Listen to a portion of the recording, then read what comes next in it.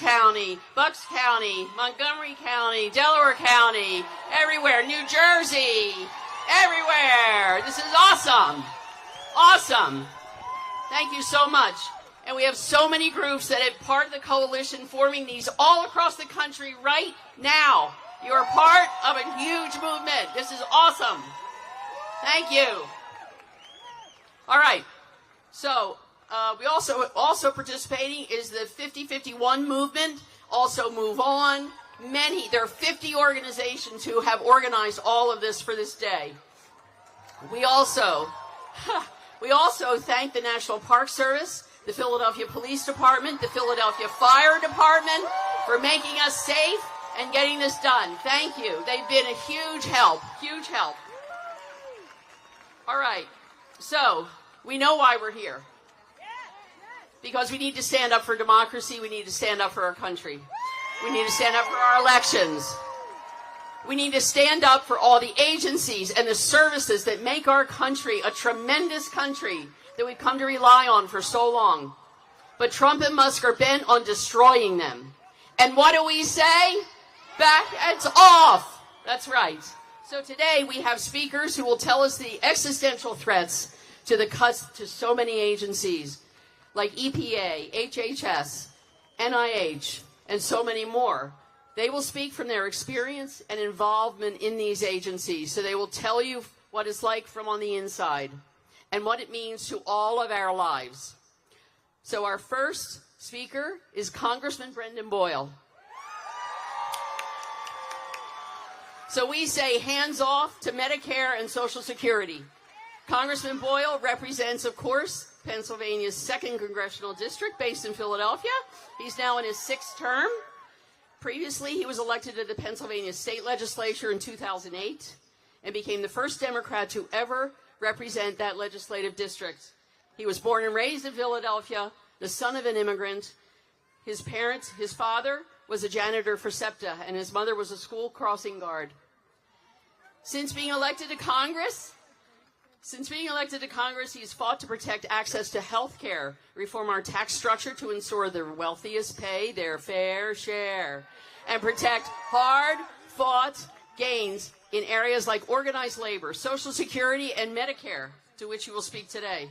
Along with Senator Elizabeth Warren, Congressman Boyle is the lead sponsor of the Ultra-Millionaire Tax Act. Sounds good to me. Which would force millionaires and billionaires to finally pay their fair share. He's the top Democrat on the Budget Committee and a member of the Ways and Means Committee, and he is proud to be here today to stand with us to sound the alarm to the threat this administration poses to every one of us. Congressman Boyle, thank you for being here.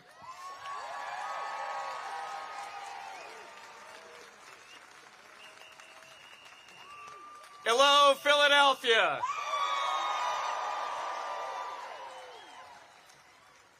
Every time I stand here at this historic space, I always feel inspired, but especially looking out at all of you. You are giving the American people hope in a very difficult moment. So thank you for being here. As Vicki said, I'm Brendan Boyle, damn proud to be born and raised and represent the city of Philadelphia in Congress. Yeah, this is obviously an incredibly difficult moment in our nation's history and a very scary one. But you know, we have actually been through something like it before. And here's what I mean. And as Vicki mentioned, I'm the ranking member or lead Democrat on the Budget Committee. This week, in the House of Representatives, Republicans will be pushing their $6 trillion, again, $6 trillion tax cut plan, almost all of which goes to the top 1%.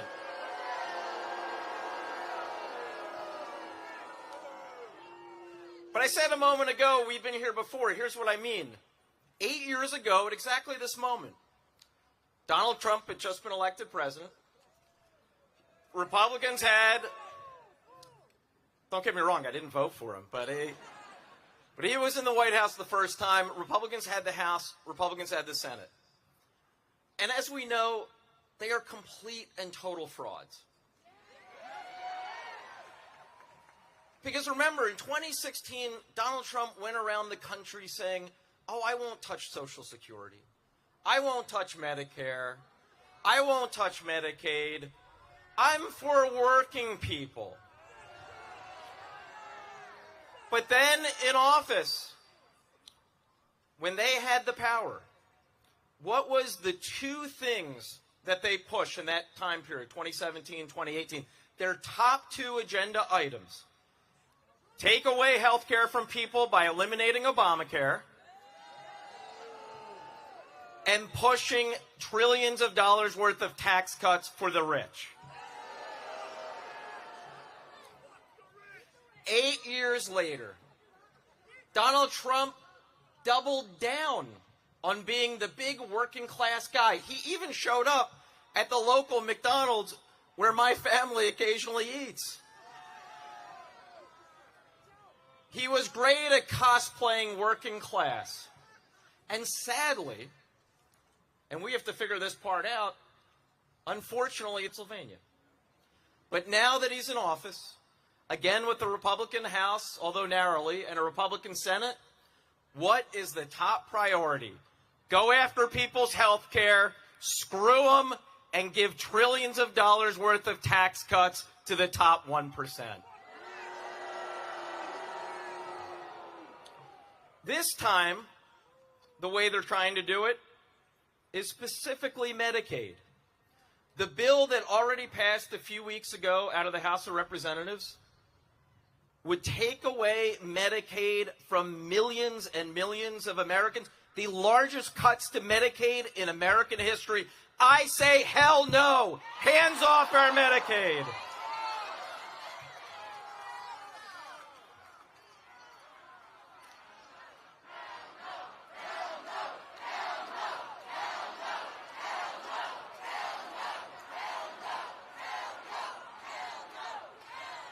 And that's not all. He has his co-president, Elon Musk, with him. Musk isn't even waiting until legislation passes, so they are illegally, day by day, week by week, showing up at government agency after government agency. One day it's USAID, the next day it's the Department of Education. This week it might be something else. Laying off people who work for the VA and Social Security and every government agency you can think of. We say hell no. But I'll say this, and I know you got a lot of speakers after me, so I want to make sure there is enough time so we can hear from all of those who are with us and working with us in this fight. There is, in this difficult moment, reason for hope. All of you. All of you. What we saw last week in Wisconsin is reason for hope.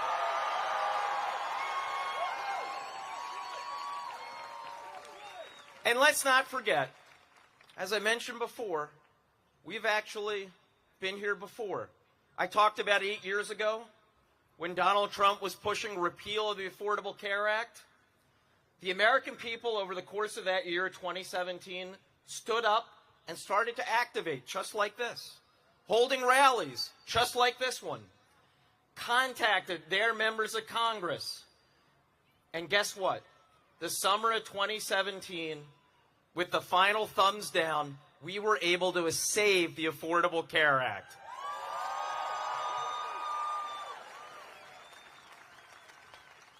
$30 million Americans have health care today because we were able to save the ACA from that threat. And folks, let me tell you, because this scares the hell out of me, 44% of the people right here in my congressional district, 44% have Medicaid. We have to be strong and speak out and contact every House Republican and 1 or 2 Senate Democrats to stand with us and save Medicaid.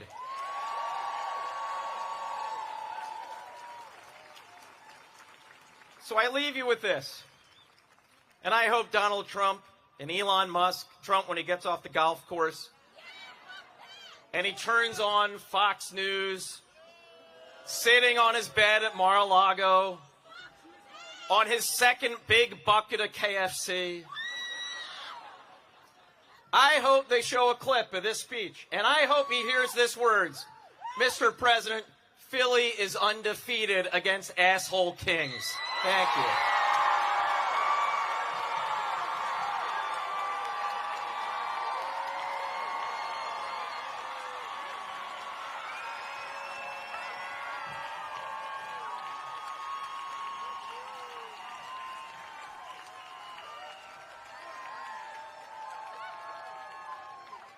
I wasn't expecting that last line. All right.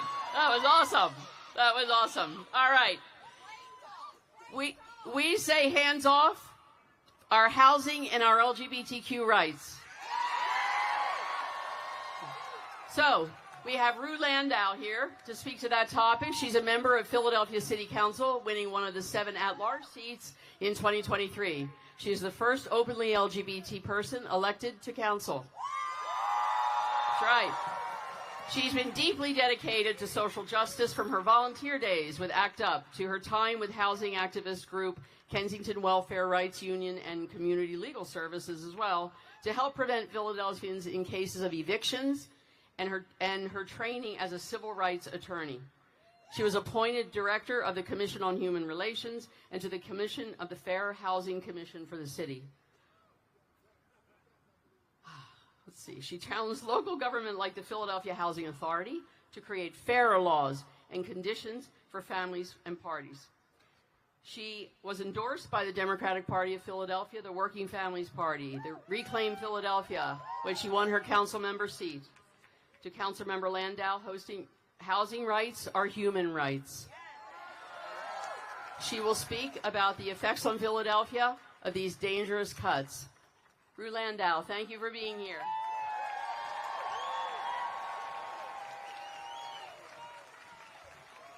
Good afternoon, Philly! You look beautiful!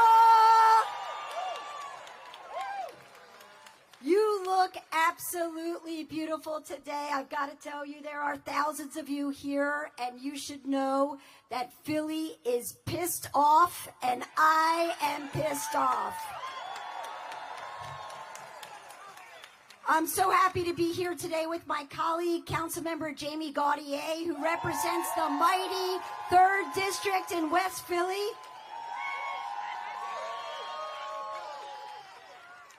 And I got to tell you, we got one chant we're going to start with because I got a question. Tell me what democracy looks like. Tell me what democracy looks like. You guys are beautiful. So again, I'm Councilmember Rue Landau. I'm a civil rights and housing attorney, a public school parent, and the city's first openly LGBTQ councilperson. And like you, I am pissed off.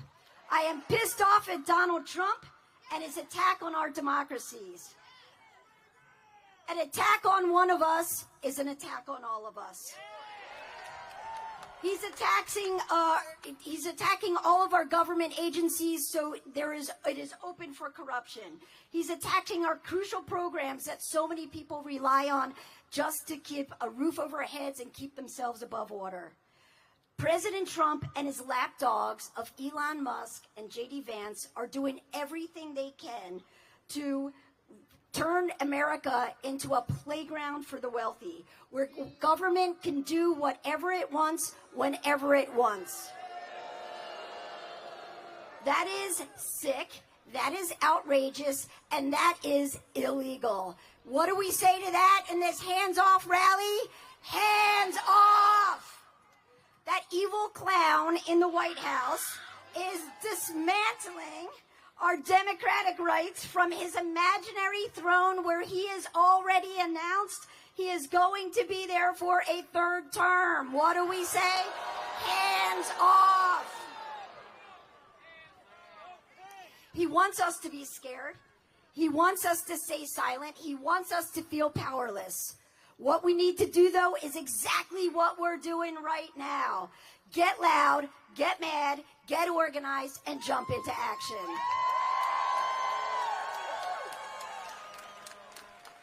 Jump into action every time he comes for our transgender and non-binary siblings.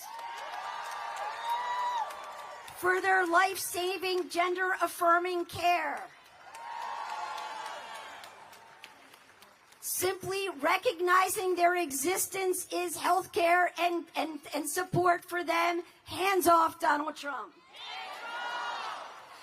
I want you to jump into action when he comes for our immigrant and refugee communities are such an important part of Philadelphia. What do you say? Hands off. We wanted you to jump into action when he's cutting education funding that will affect our public schools, the research that are happening in our institutions and our university. When he comes for HUD, when he comes for the EPA, what are we going to say? Hands off. We want you to jump in for action when he tries to come after even more diversity, equity, and inclusion. 3 words that we hold so true and say so loudly and proudly here in Philadelphia.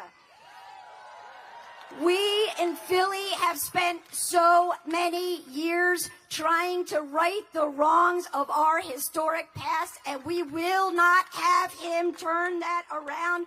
Our beautiful people, our work, our progress. What do we say to Trump? But don't worry, Philly. If you can't tell, I'm pissed off, and all of City Council's pissed off, and your government is pissed off and working for you. I will always fight like hell to protect you.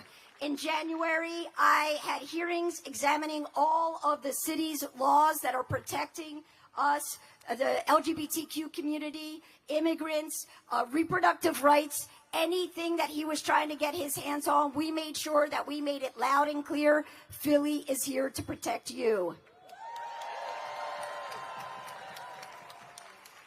I've publicly criticized his cuts to HUD, to the Department of Education. Going to continue to do that. I introduced a resolution denouncing his attacks on student loan repayment programs. I've condemned him over and over again, and I will continue doing it.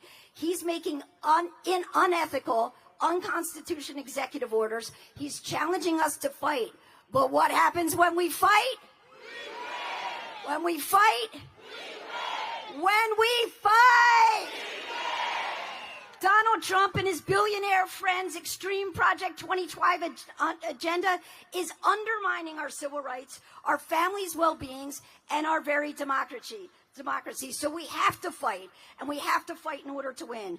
We are here, we are organizing, and we're not taking this lying down. So I want to hear you say, hands off, when you are joining a national movement today that is demanding that our rights are protected. The strength in this crowd, the strength in our communities will not falter. We will stand strong to this. So when Trump comes after our housing, what do we say? He comes after our educators. Comes after our health care. Comes after our trans and non-binary siblings. Comes after our immigrant and refugee siblings. Since Donald Trump won't protect this country, we have to. I am standing side by side with Congressman Brendan Boyle when I tell you, when you go home today, considering the Capitol Board switchboard cannot simply handle all of our phone calls, I want you to old school write letters to all of your congresspeople, to Senator Fetterman, to Senator McCormick. You tell them that you want hands off. This is our country, our city, our rights. The country belongs to us. Don't let them take it from us. Keep them hands off. Thank you so much, Philly. You are beautiful. Keep on fighting.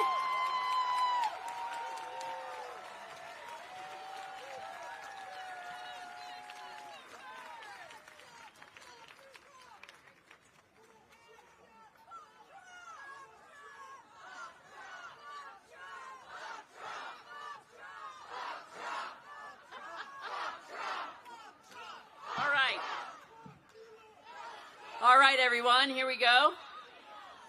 So, we say hands off our schools. And to speak to that point, we are honored to have Randi Weingarten, president of the 1.8 million member American Federation of Teachers, representing educators, healthcare professionals, and public employees. A former teacher and lawyer, she's led major efforts to strengthen public education, expand community schools, and advocate for economic and racial justice. Under her leadership, the AFT has fought for safe, welcoming, and well-funded schools, defended democracy and workers' rights, and promoting high-quality health care. She serves on multiple national boards and is a prominent voice for America's families across the country. With her is Arthur Steinberg, who is the vice president of the Federation of Teachers of Philadelphia. His union represents 36,000 teachers, paraprofessionals, and other school staff, school nurses, and community college faculty, and public and private sector employees in 64 locales across Pennsylvania and Delaware. He has long had a commitment to rehabilitation of toxic school buildings, reforming Pennsylvania's broken charter school system, and fair funding of public education. He began his education as a teacher. He began his special education as a special ed teacher in Philadelphia's Edison High School, following in the footsteps of his parents, who were both teachers. Welcome, Randi and Art. Thank you so much. Thank you so much for being here.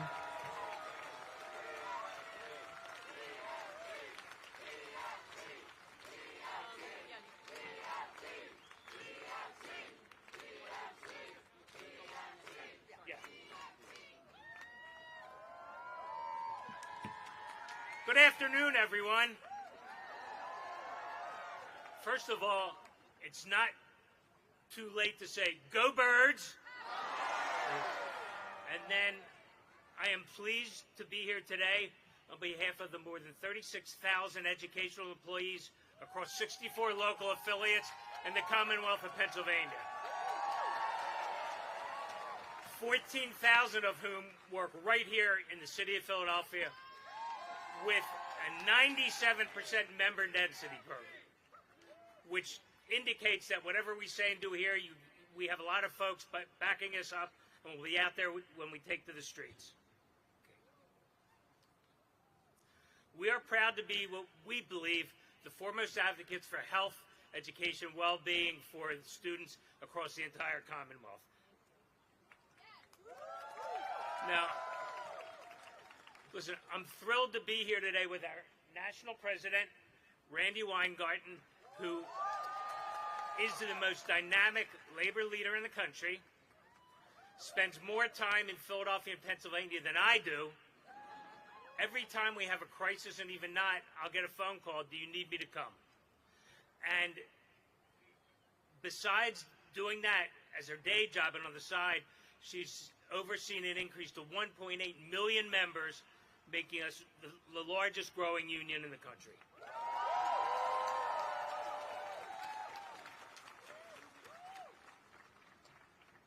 So I'm going to keep the remarks brief because you'd much rather hear from her than me, and I'm having a tough time following the dynamic acts that we had before. Right now, America... What's that?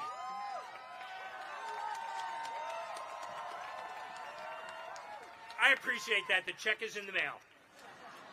Right now, Americans from all backgrounds and experiences are gathering in public places, just like we are now, because they're fed up with the corruption and chaos of the Musk-Trump administration.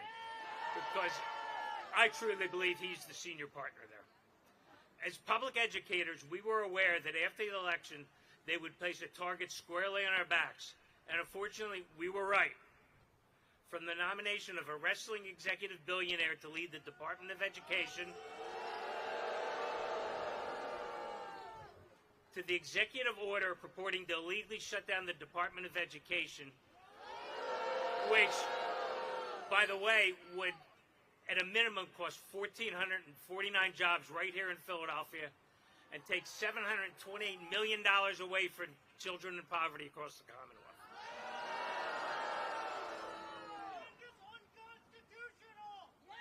Exactly. I forgot that part. As we often say in organized labor, an attack on one is an attack on all. The events of this week, Trump's insane tariffs,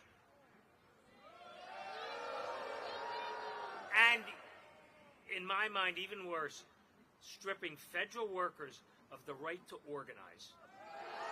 Who does that? The largest employer in the country, maybe in the world, over 700,000 people said, you do not have the right to be represented by a union.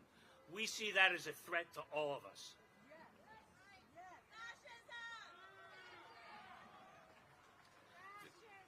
The cost of basic household goods is already rising, contrary to what the campaign promise was, right?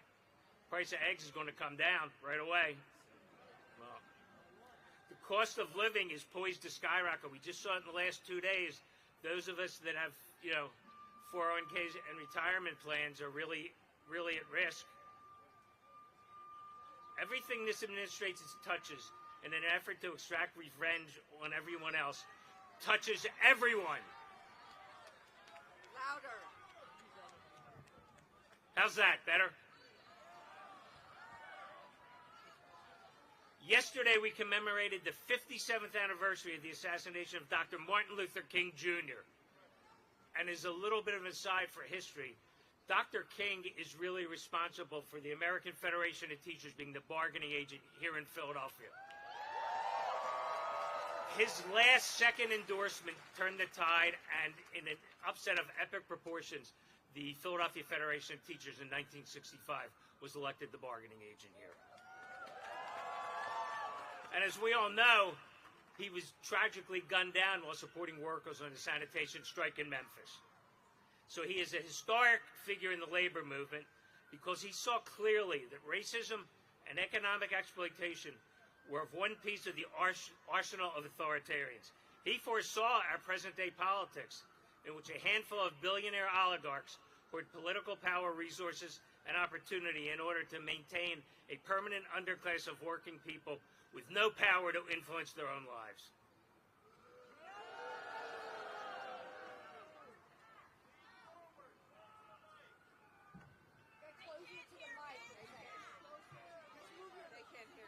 Okay. I've been yelling. My voice won't hold out much longer.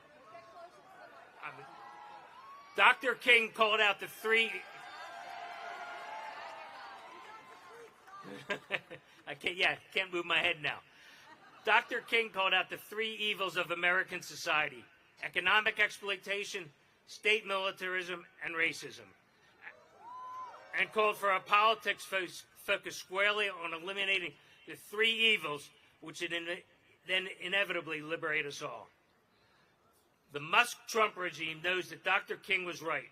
That's why they spent their first months in office firing experienced and dedicated public servants en masse in order to seize and train the machinery of the federal government on these three main targets: education, organized labor, and dissent. Today and every day we say, hands off our students, hands off our public schools, hands off our unions, hands off our right to express our disagreement with our government, hands off our retirement security, and our hands off our hard-earned savings. And listen, I'm going to close before I turn it over to Randy by saying, seeing this crowd today gives me really hope and aspiration for the future, and we will win. Thank you.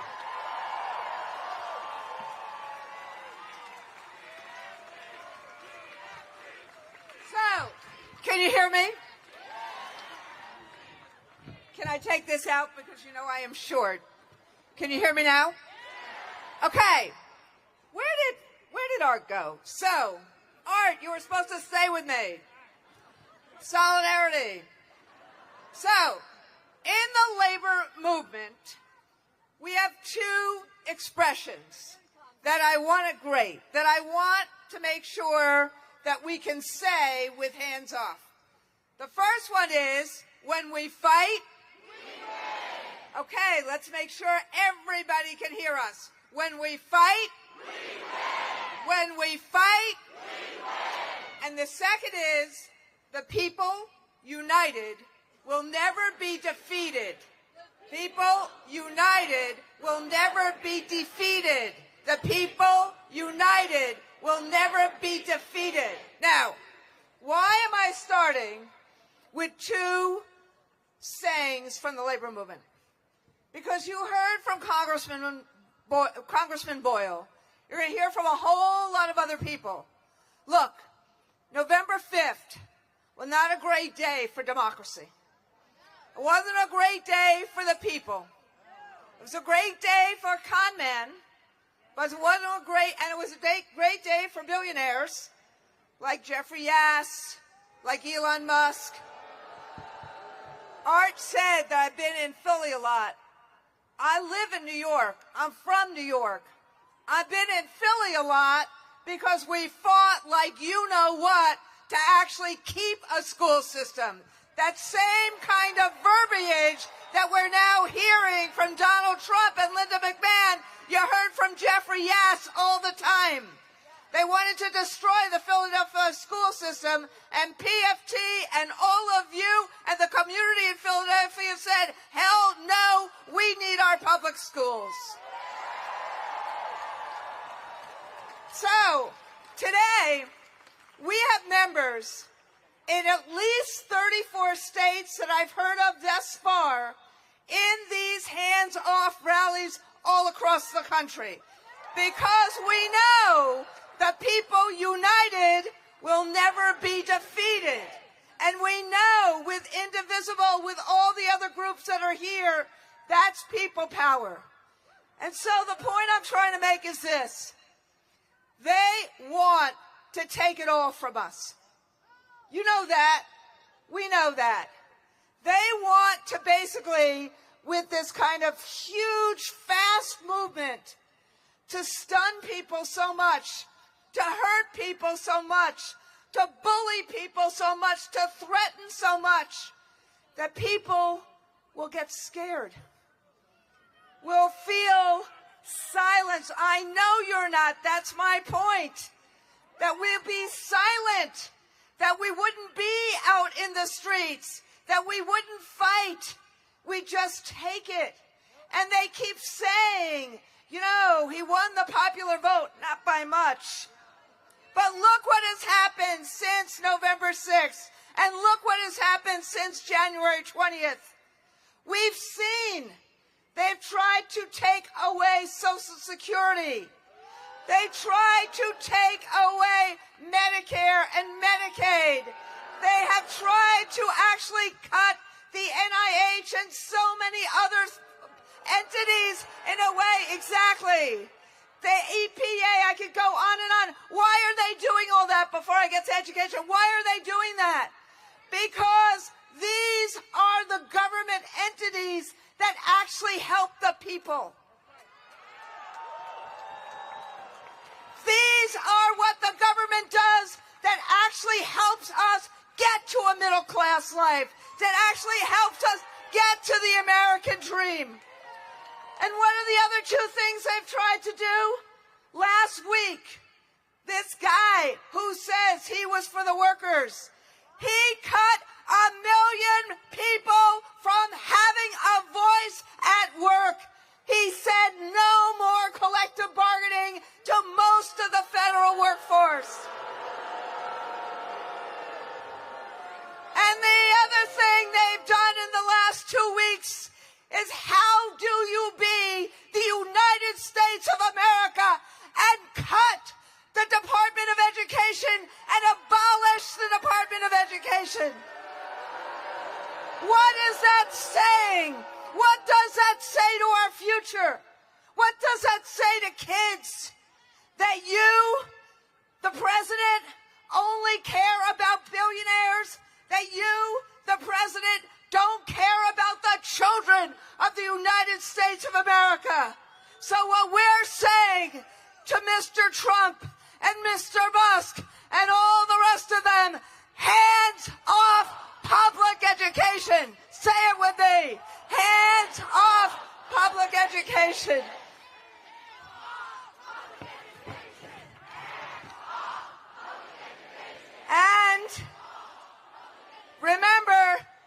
we fight, and remember, the people united.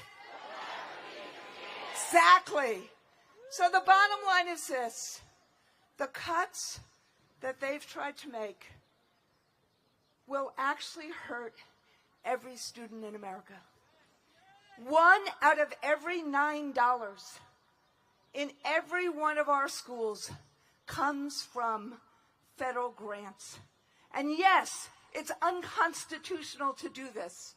But take Widener School, an amazing special ed school here in Philly. There's one of our students, an 11th grader, Taisha Cruz. She's in a wheelchair. What do you think is going to happen when they take the IDEA funding away from her? How is she going to have the PT and the OT to be able to thrive in this country? What's going to happen to kids when they take Title I away because they don't like a book that a teacher has assigned? Or because social studies teachers like me will not be able to teach Jim Crow anymore? That is what is happening. So, this is what I'm asking you. Remember, they want us to be silent. Hell no. Because we know, and you know, that no cavalry is going to come to help us, to save us. It's going to be we the people. We are the cavalry. So this is what I'm asking you. Are you going to be silent? Are you going to be silent?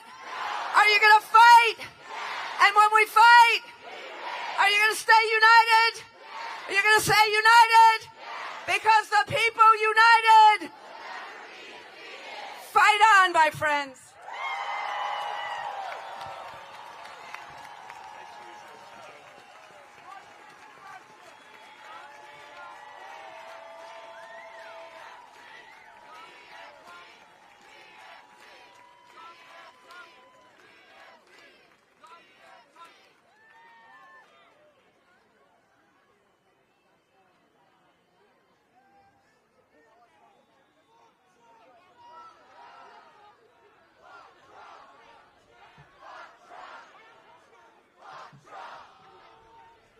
All right.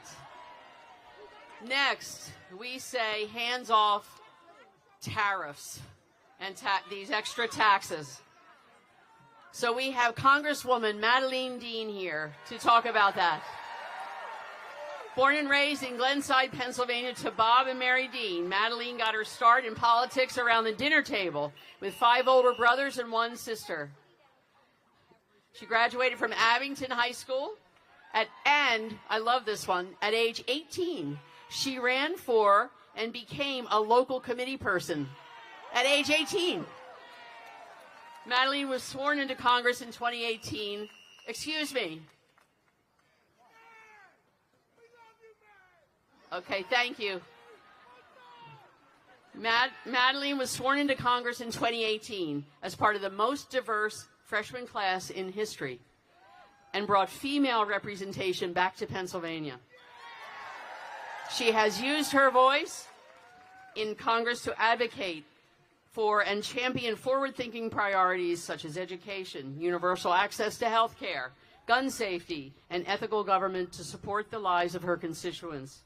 She represents the 4th Congressional District and currently serves on the Appropriations and Foreign Affairs Committee, and she was an impeachment manager on the 2nd impeachment of Trump.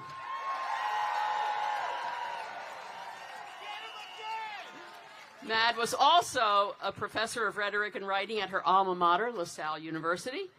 She was an attorney and was a member of the PA House of Representatives for 6 years, the seat formerly occupied by Governor Shapiro. Congresswoman Dean, we are thrilled to have you. Thank you.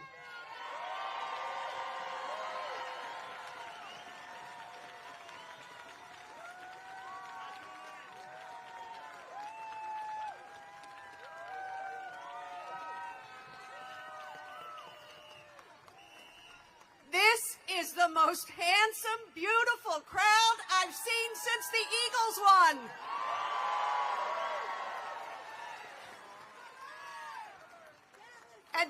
me leave this stage without taking your pictures. You look gorgeous, so get ready. In a minute, I'm taking your picture.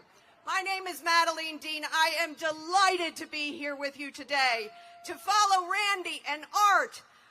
It's a hard thing to do, but actually it's not, because you're fired up. We're fired up. We are all in this together. Now, I want to tell the teachers in the crowd, I did have an assignment. My assignment, my chapter is hands off tariffs. Are you with me? Hands off tariffs, because hands off what you're doing to crash our economy, what you're doing to our retirement savings for our retirees, what you are doing to tax policy, taxes on all of us. We know that tariff policy done well and thoughtfully does raise revenue and does protect and add American workers. But that's not what we have here. Donald Trump's Liberation Day this week, as you know, his Liberation Day created only losers. Consumers will pay more. Businesses are completely uncertain, and some are already letting people go.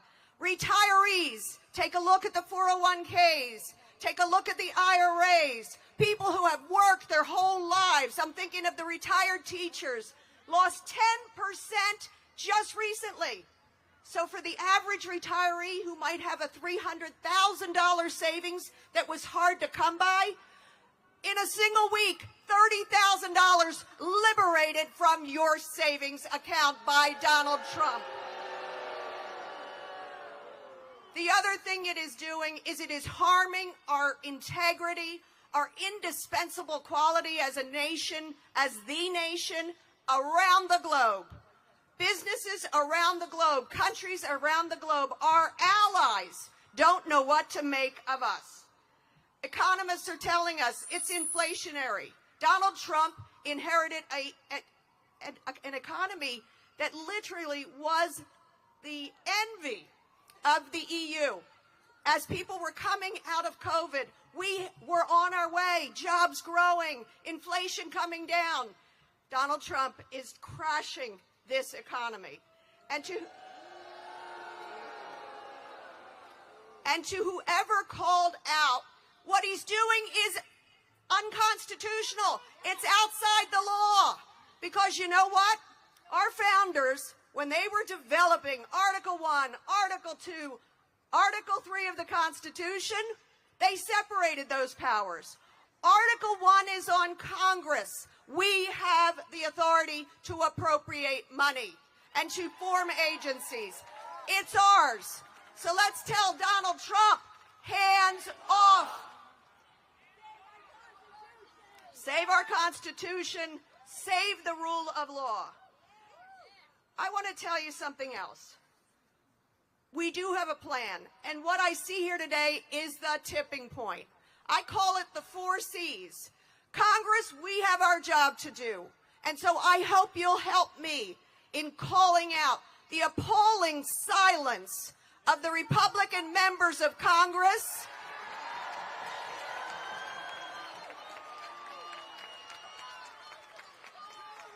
The Pennsylvania Republican delegation that silently waits and votes with Donald Trump and his cult-like members. Will you call out the appalling silence and ask them to join us? Do their job and join us. Do your job. Do your job.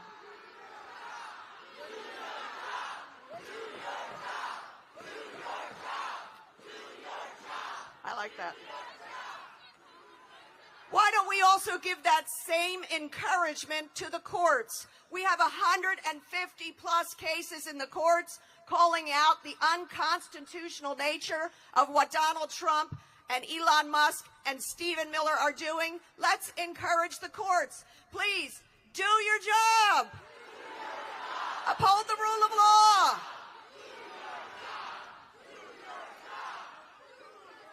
And here's what gives me the greatest hope. It's all of you. Because my fourth C, it's calling out the appalling silence. It's Congress, it's courts, it's citizens. The courage of citizens. It's all of you. It's you and me. Are we in this together? And I'll close with the words of Ben Franklin. You know that he said 250 years or so ago, right on the very streets of Philadelphia, when asked, Mr. Franklin, what do we have? Do we have a monarchy or do we have a republic? And you know what he said? A republic if you can keep it. Are we going to keep it? Are we going to keep it? Are we going to keep it? My pleasure to be with you. Now I got a picture. Hang on.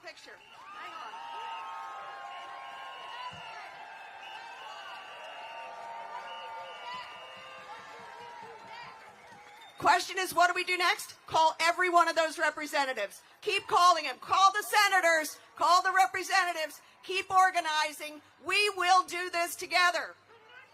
Smile!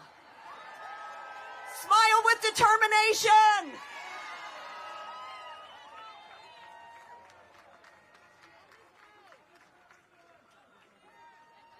I'm coming round.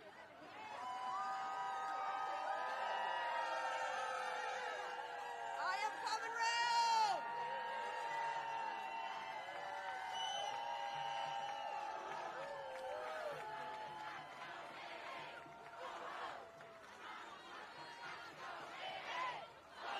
Thanks.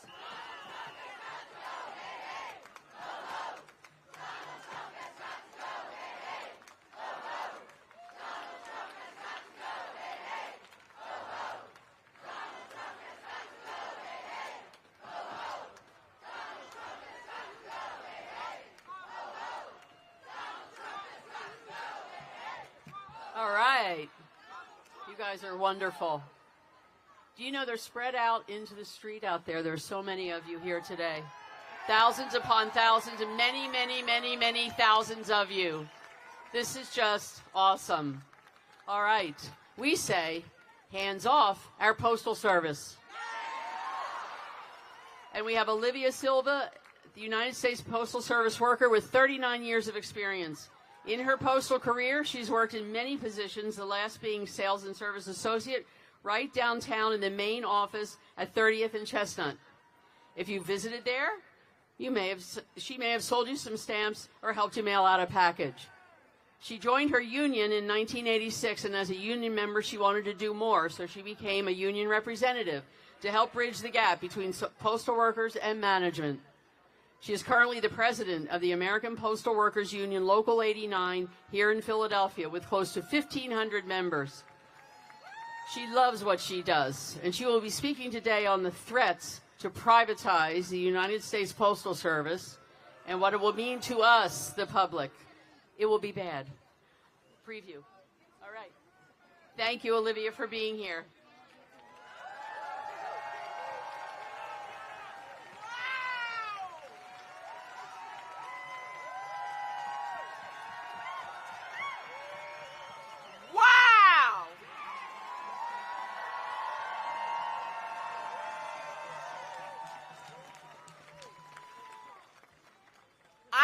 See this crowd because I was back there, so I'm going to say it again. Wow! I had no idea. The pressure is on, so thank you all for being here. Good afternoon, Philadelphia.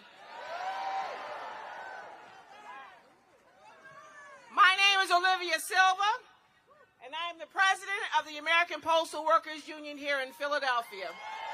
Local 89. I and the American Postal Workers Union all stand in unison with the group leaders here today, and we are fighting back and fighting together with you all.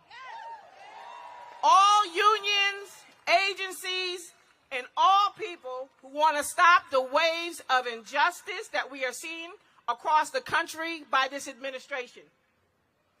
Who thought that we would be here talking about attempts to end a great institution like the United States Postal Service.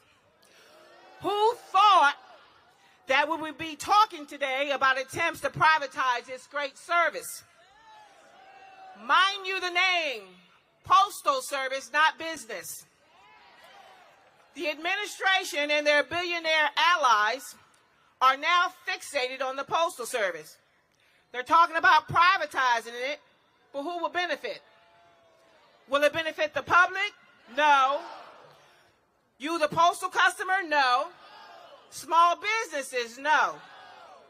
So let's talk about who it will benefit. And we all know who that is. It will benefit billionaire pockets. We know it's all about the profit margin. And what is profit? Profit is what they'll keep for themselves. A first-class letter is 73 cents. If the Postal Service goes private, the cost of a first letter stamp will skyrocket. For the sake of discussion, let's say it goes to $2. It will still cost less than the 73 cents that it costs today to mail that first-class letter. The difference is the profit, the money that they'll keep.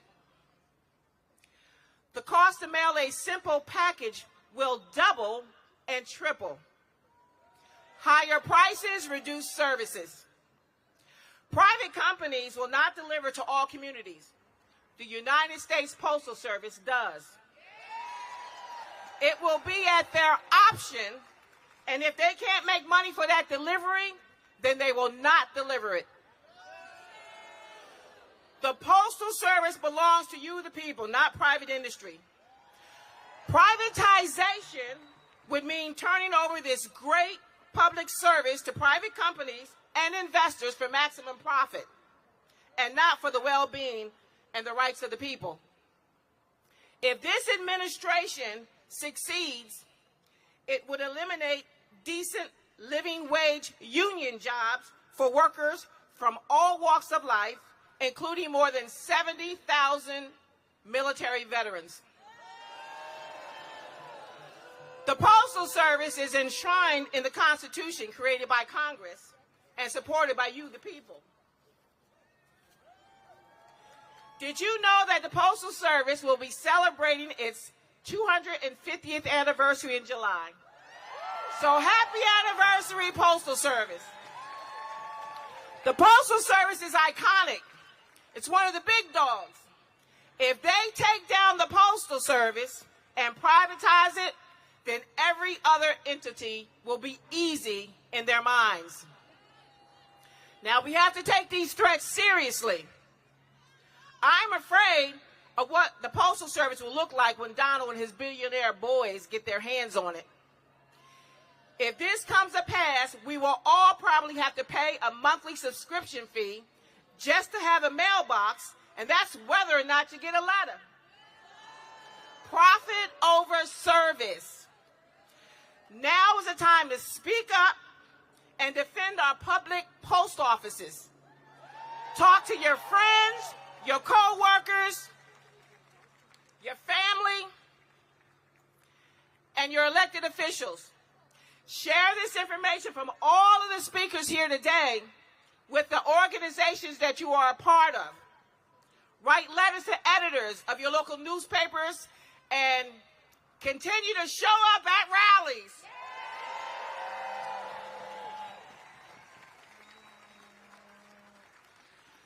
So in closing, I want to say, stand up to these attacks on our post offices. Stand up to this administration. Stand up to Trump. Thank you very much.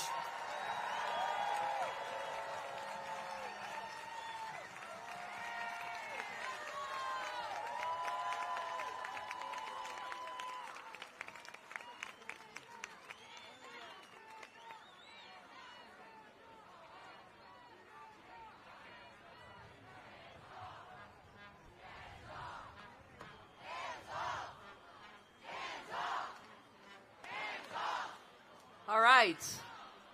We say Hands off to our free speech. And for that we have State Rep Chris Rabb. I know many of you know him. State Representative Chris Rabb, better known as Rep Rabb, was elected to the Pennsylvania House of Representatives on the same day as you know who. Since 2017, Rep Rabb has served 66,000 people across 4 neighborhoods in Northwest Philly. He has consistently been the highest vote getter of all 203 state reps since 2016. Quite an accomplishment. He has represented his majority black district for 5 terms and remains an unapologetic anti-establishment public servant who refuses campaign contributions from corporate lobbyists and is one of only a very few state legislators willing to speak out against the destruction in Gaza and the structural violence in this country. Rep Rabb's the longest-serving progressive legislator in Harrisburg and is a fierce champion for social, economic, gender, immigration, environmental, and racial justice. He's an advocate for campaign finance reform, electoral reform, police accountability, climate action, criminal legal reform, reproductive rights, sustainable agriculture, full and fair funding for our public schools, of course, and making the excessively wealthy pay their fair share of state taxes. Rep Rabb, we welcome you. Thank you for being here.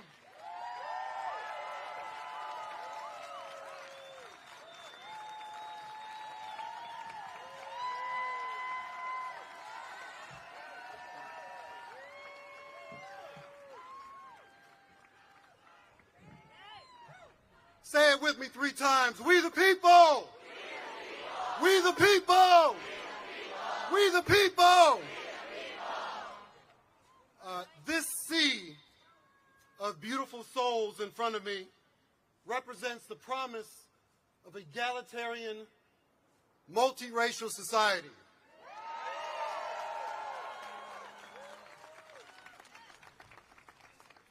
We are the faces of resistance, of joy, and righteous badassery. We are the growing throngs who haunt the broligarchy's dreams. We the people! We are the masses who will hold our institutions to account. Governmental, financial, religious, philanthropic, and educational, especially those universities with the most money, the biggest endowments, but the least integrity and courage to use their fuck you money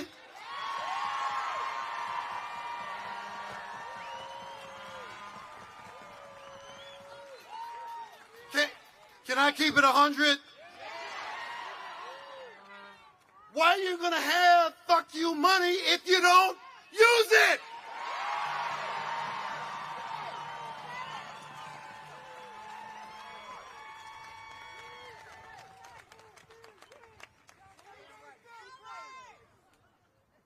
When we need them most, when faculty and students are being harassed, kidnapped, and illegally deported for standing up against genocide.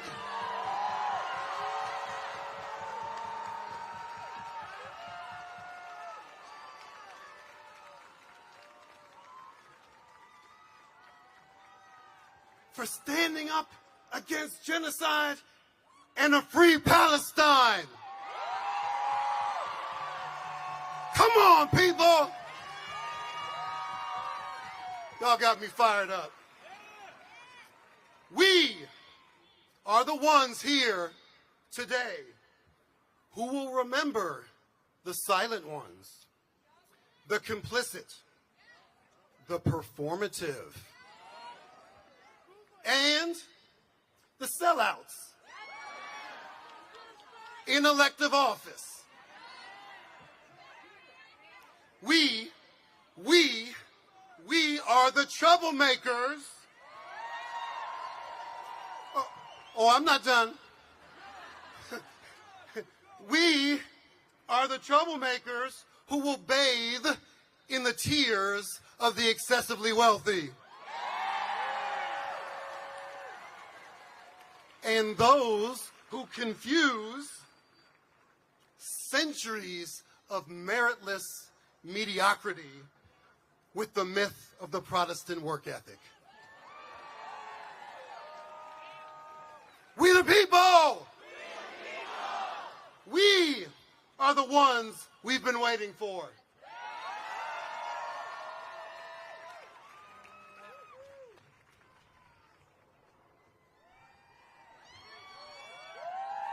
That's us, folks. We are the cavalry. And only we can save us. It's us. It's on us, folks. It ain't politicians. It's not billionaires. And it's not AI. It's us, folks. That's right. The people. We are the authors of our own collective liberation. We the people. They try to bury us, but we are seeds. Seeds of transformation. Radical transformation. In furtherance of liberty and justice for all. We the people! Folks, look around. Seriously, look around. Because this is what fuck around and find out looks like.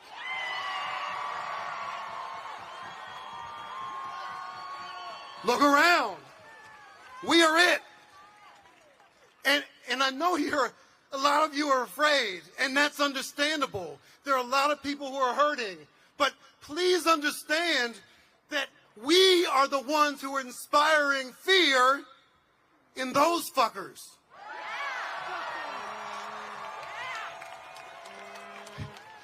Don't get it twisted. They are afraid of us because we are mighty. We are mighty. We are mighty. We the people. We the people. We the people. Let's do this.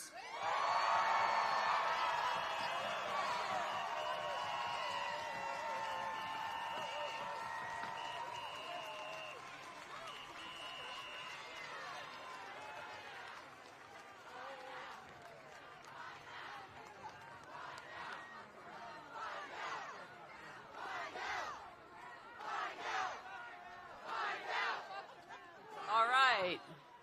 We say hands off our courts.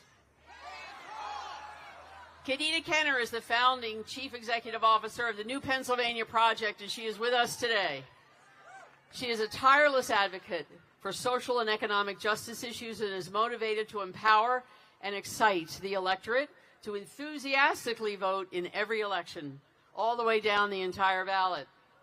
Kadita has led efforts to stop the passage of the judicial gerrymandering constitutional amendment, raise the minimum wage, fairly fund public education, protect federal courts from problematic judicial nominees, and protect state courts from extremist attempts to undermine their independence. Kadita also serves as co-chair of Why Courts Matter Pennsylvania, an advocacy campaign in the New Pennsylvania Project seeking to protect the independence of our federal courts and educate the electorate about their importance. And we have judicial elections this year, everybody. Very, very important. They are key. So don't forget, coming up. All right. Kadita, thank you for being here with us.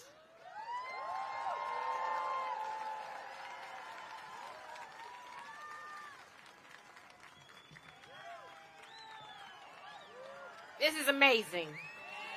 This is amazing. This is a good-looking crowd. Give it up, Philadelphia. This is amazing. Woo! I'm going to take it in. Are we here to get in some good trouble? Some necessary trouble? Some John Lewis good trouble? All right, I lead a voting rights organization. Here's the bad part.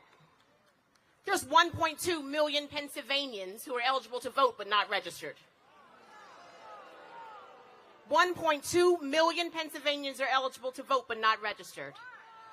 And if you account for the folks that will actually fall off the voting rolls due to inactivity, that number goes to 2.1 million Pennsylvanians eligible to vote but not registered in this moment. We've got to change that. We have very important judicial elections this year. November 4th, we all need to come out and vote. We need to show Wisconsin we can up them. We need to protect the independence of our courts, because in this moment, when the legislative branch and the executive branch are not doing what they're supposed to be doing, it is the judicial branch that is here to protect us and our freedoms and our rights. We're standing here in the birthplace of American democracy. This is the birthplace of American democracy. And we're going to uphold all of our rights and freedoms. But you need to come out and cast a ballot on November 4th. I'll tell you why. There have been several attempts to attack the independence of our state courts. Pennsylvania has the oldest Supreme Court in the nation, older than the national Supreme Court. And this November 4th, we have 3 Supreme Court justices up for a retention election. And what have the Supreme Court of Pennsylvania done for us so far? Ensured that our ballots were counting, ensured that we were having free and fair elections, and we must ensure that they are able to continue that work. But we have state legislatures in Harrisburg who have, one, tried to impeach them. That didn't work. When that didn't work, they tried to gerrymander the judiciary and change the way that we elect our judges. Pennsylvania voters, you are very powerful. We are one of only 7 states in the entire country where we get to elect all of our judges in partisan elections. You are very powerful. And we, the people, are much more powerful than those in office. And so you must come out on November 4th and cast a ballot. There's also something called the SAVE Act. Anybody heard of that? It would try to disenfranchise millions of Americans from casting a ballot in federal elections. We are having free and fair elections. We have voter ID already on the books in the Commonwealth. We don't need more barriers to the ballot. If anything, we should be pushing for same-day voter registration. We should be pushing for early voting on machines, like North Carolina and Georgia, those progressive bastions. I will say this about Pennsylvania. So many of us actually have the freedom to vote. The formerly incarcerated in Pennsylvania get their voting rights back the moment their feet hit the street. And it's going to take all of us on November 4th to come out and overcome this dark money, this dark Elon Musk money. Because Wisconsin spent $110 million on their Supreme Court race. Musk gave him much of that, along with Pennsylvania's richest man, Jeffrey Yazz. And we will not let money disrupt our democracy. So I end with you today with a call to action, because I wouldn't be an organizer without doing it. Pennsylvania, only one in 4 high school students who are eligible to vote are registered. 18-year-olds, only 1 in 4. If you have 4 grandchildren, the odds are only 1 is registered to vote. Please reach out to your young folks in your life. Get them registered to vote. And in this election coming up for the primary, with a major political party so they can vote for candidates. All right? Pennsylvania, Philadelphia, we must persist. We must resist. Hands off our courts. Hands off our voting rights. The proof that one truly believes is in action. My man Baird Rustin said that best. Baird Rustin said that best. Westchester native Baird Rustin, who organized the March on Washington for Jobs and Freedom in 1963. Westchester, Pennsylvania native. He did it without Facebook. He did it without the internet. He did it without email. He did it without AI. And we will show up and show out, and we will vote on November 4th in record numbers, and we will defend our democracy every day of the week. Thank you.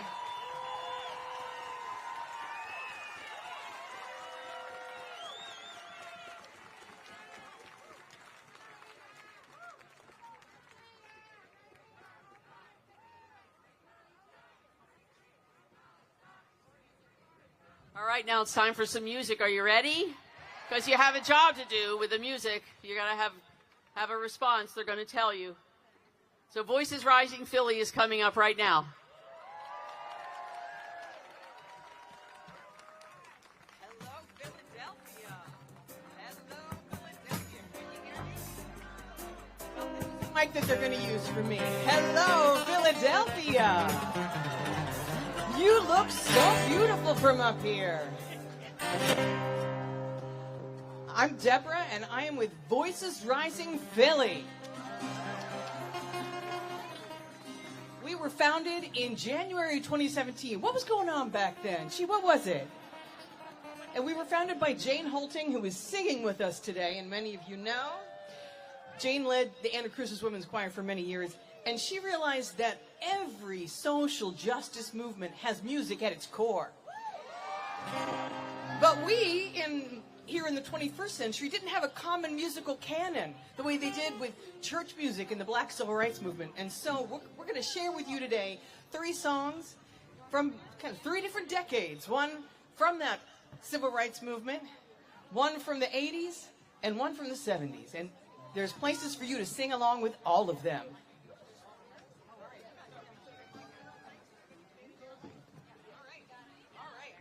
And we are very grateful for Indivisible Philadelphia for organizing this and inviting us.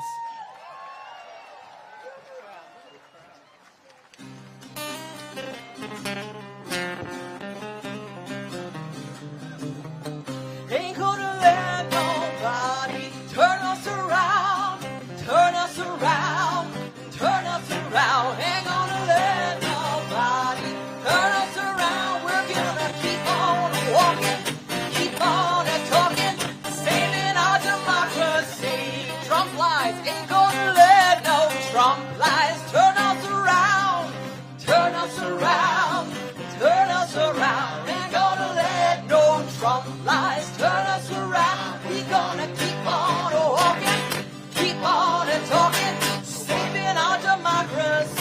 Racism ain't gonna let racism turn us around, turn us around, turn us around. Ain't gonna let racism turn us around. We gonna keep on walking, keep on talking, saving our democracy. No tyrant ain't gonna let no tyrant turn us around, turn us around, oh, turn us around. Ain't gonna let no tyrant turn us around. We gonna keep on walking, keep on talking, saving our democracy. No ice raids. Ain't gonna let no ice raids turn us around, turn us around, turn us around. Ain't gonna let no ice raids turn us around. We gonna keep on walking, keep on talking, saving our democracy. Nobody ain't gonna let nobody turn us around, turn us around, turn us around. Ain't gonna let nobody turn us around. Keep on walking, keep on talking,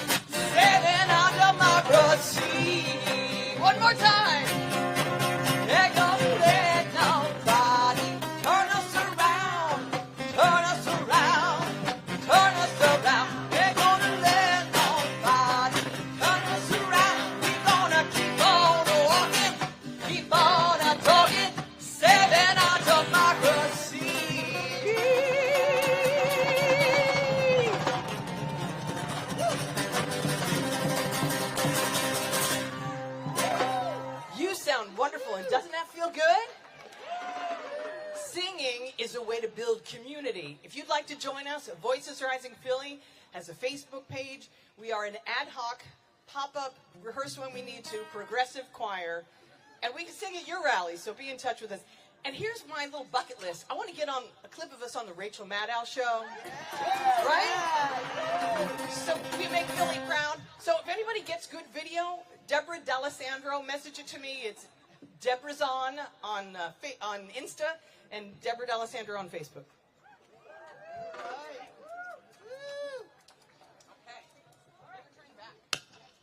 So this song is written by Pat Humphries, and you may know it as performed with the duo she's with, called Emma's Revolution.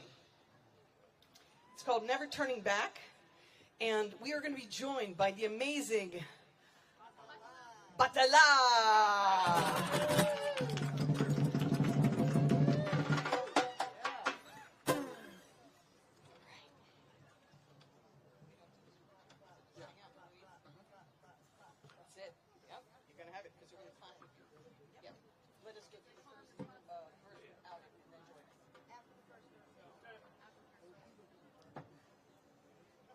We're gonna keep on walking forward. Keep on walking forward. Keep on walking forward. Never turning back. Never turning back. Singing loudly. We're gonna keep on singing loudly. Keep on singing loudly.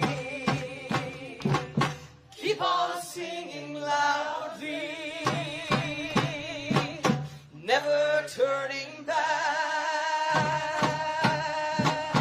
Never turning back. Loving boldly. We're gonna keep on loving boldly. Keep on loving boldly. Keep on loving boldly, never turning back,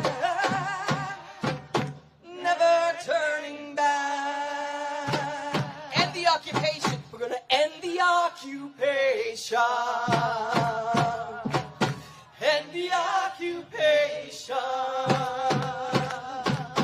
End the occupation. Never turning back, never turning back. Walking forward, we're gonna keep on walking forward. Sing it like you mean it. Keep on walking forward. Keep on walking forward. Never turning back. Turning back.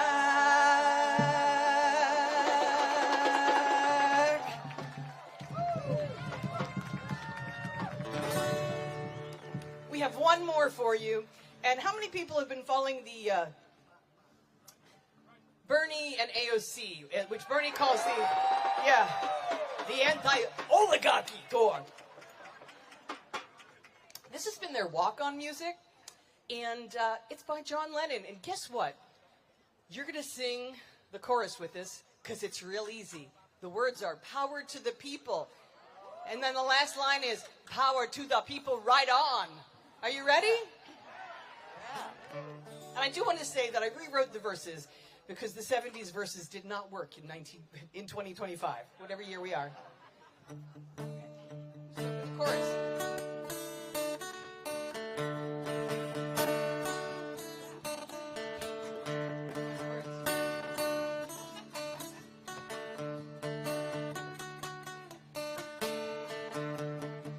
Power to the people. Power to the people. Power to the people. Power to the people. Right on. One more time. Power to the people. Power to the people.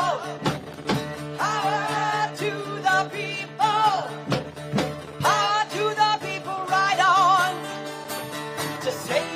our Constitution. We gotta work hard every day. So we get on our feet, into the streets, singing power to the people. Power to the people. Power to the people. Power to the people, right on. To all our federal workers, we see your worth every day. To Musk we say hands off, your cuts are not worth the cost. And we say power to the people. Power to the people. Power to the people. Power to the people, right on, sing along. Power to the people, like you mean it. Power to the people. Power to the people. Power to the people, right on, one last time. Power to the people. Power to the people. Power to the people. Power to the people, right on.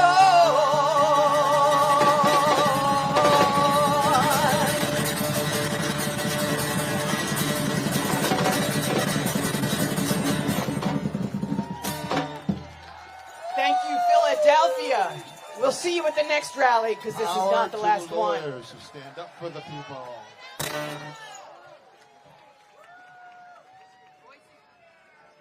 We are Voices Rising Philly. Follow us on Facebook.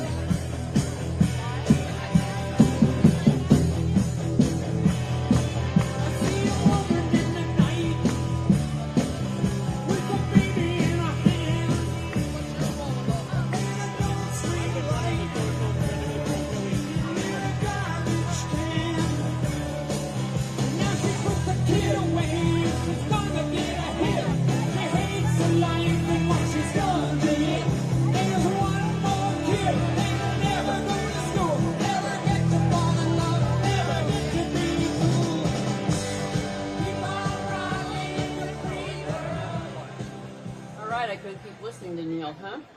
All right, we say hands off to medical research, the ACA, and public health. We have today Dr. Mina Butra. She's an assistant professor of medicine and epidemiology at the University of Pennsylvania Perelman School of Medicine. Dr. Butra has received funding on her scientific research from the National Institutes of Health. She's vice president of Doctors for America and speaks out loudly and widely about the role of physicians, scientists, and everyday people can have in reducing gun violence, protecting women's reproductive rights, and expanding and protecting healthcare services such as Medicaid, preventive care like vaccines, and CHIP. Dr. Mina, thank you so much for being here.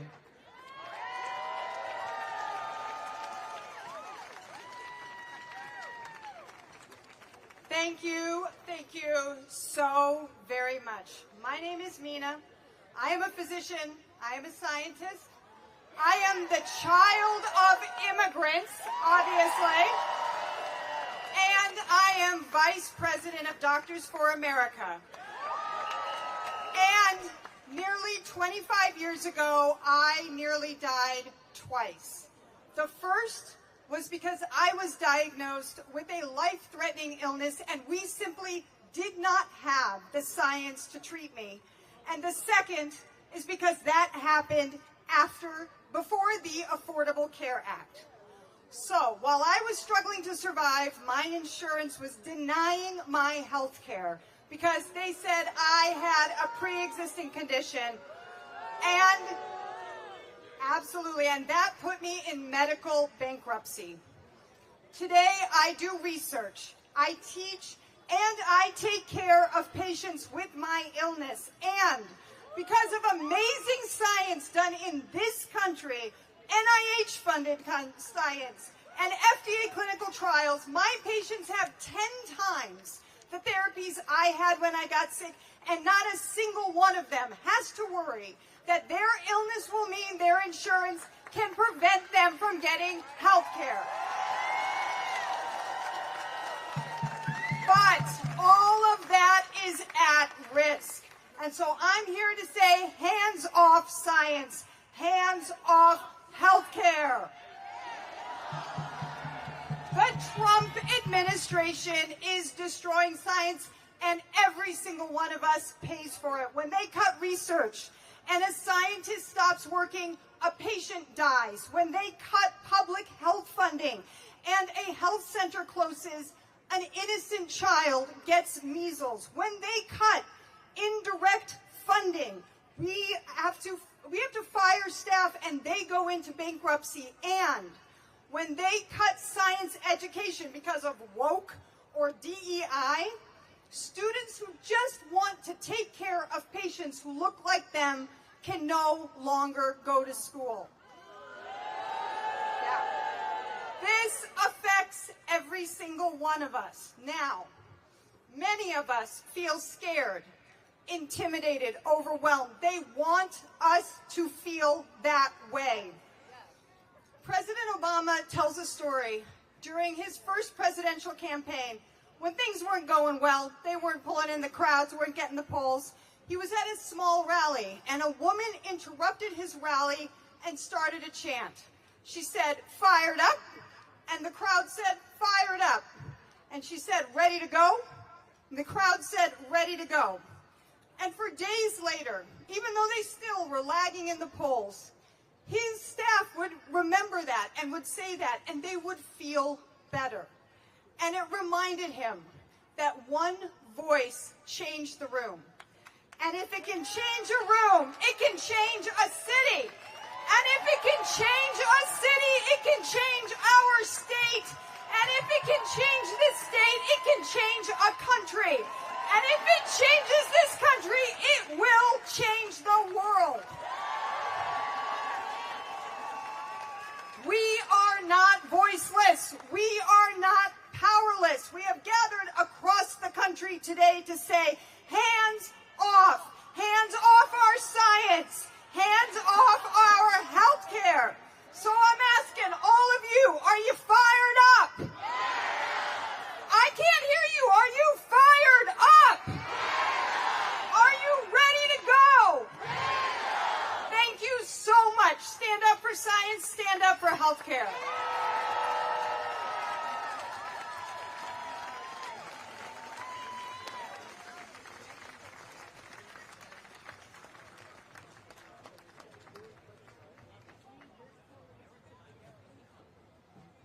All right. Now we say hands off our clean water and our clean air. We have Chris Day here. He is a retired career staffer, a retired lawyer at the EPA. He worked in the EPA Mid-Atlantic region, the Philadelphia office. He's here to talk to us about the impacts on all of us from the attacks on EPA funding, staffing, and authority. For example, he litigated cases that finally resulted in the Chesapeake Bay getting cleaned up. It's pretty important. So, Chris, thank you for being here.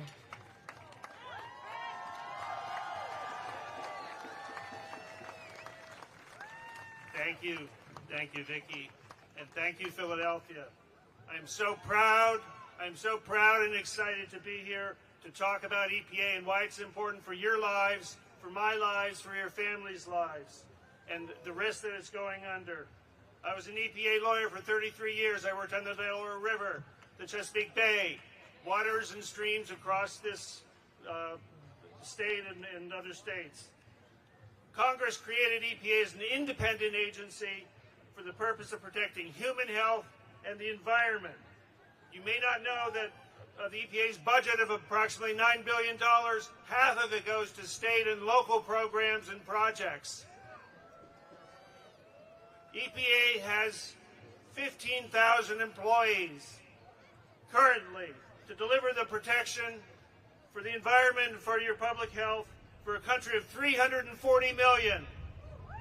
The administrator wants to cut EPA by 65%.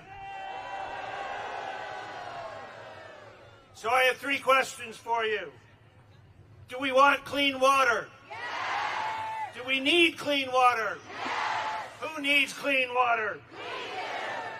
We do. EPA protects and oversees several programs to ensure clean water.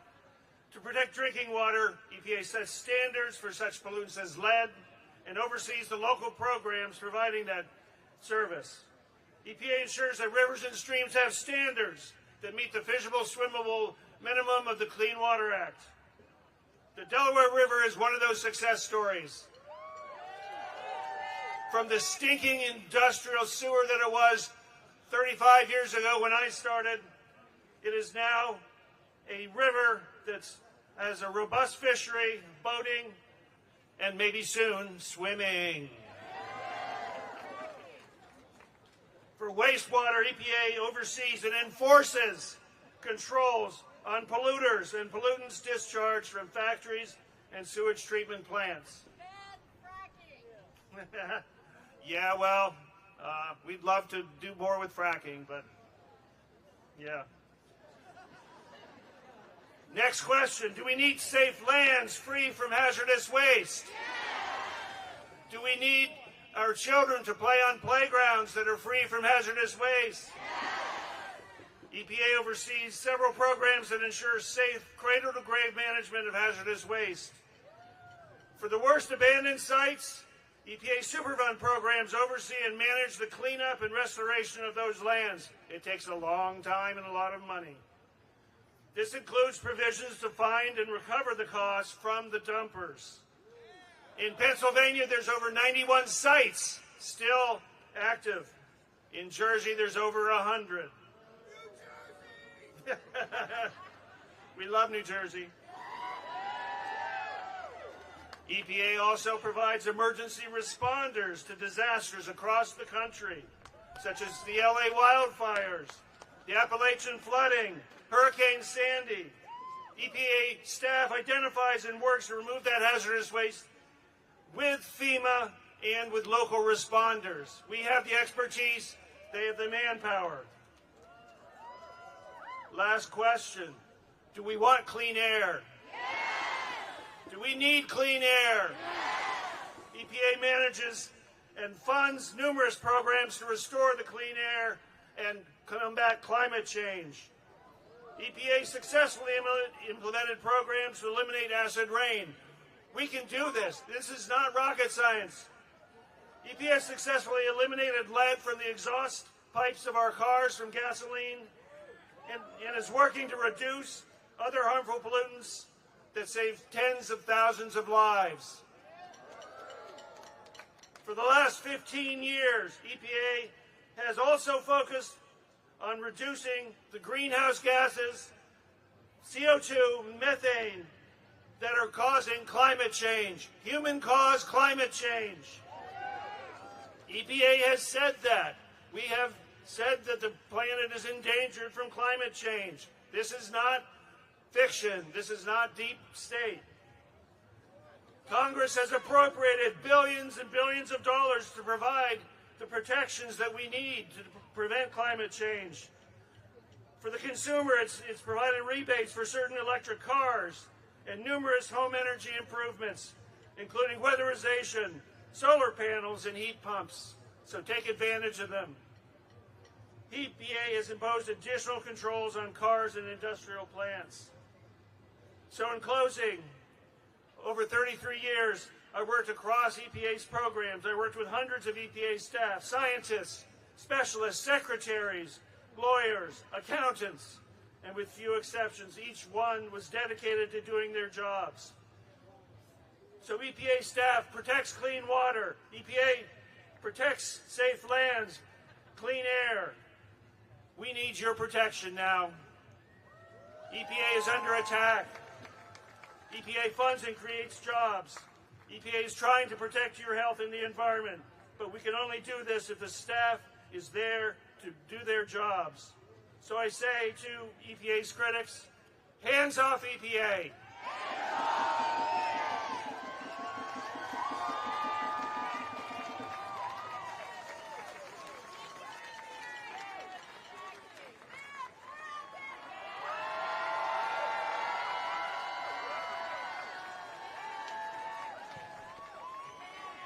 Thank you, Philadelphia. This has been awful fun.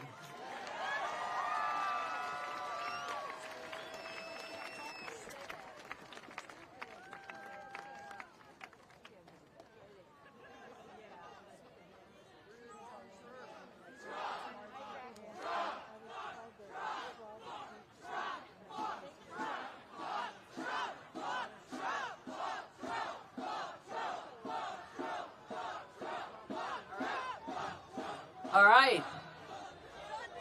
We say, hands off our immigrants. And for that we have Adon Myrina. He works with the New Sanctuary Movement. He is the pastor of West Kensington Ministry in Norris Square and of the Yaden Presbyterian Church. He's been active in immigrant justice for decades, here and abroad. He currently works with asylum seekers and refugees and advocates for the rights of undocumented immigrants. And the West Kensington Ministry provided sanctuary for a family under the threat of deportation. He has been involved in acts of civil disobedience at the White House and here in Philadelphia, and as a member of the New Sanctuary Movement. Adon, thank you so much for being here.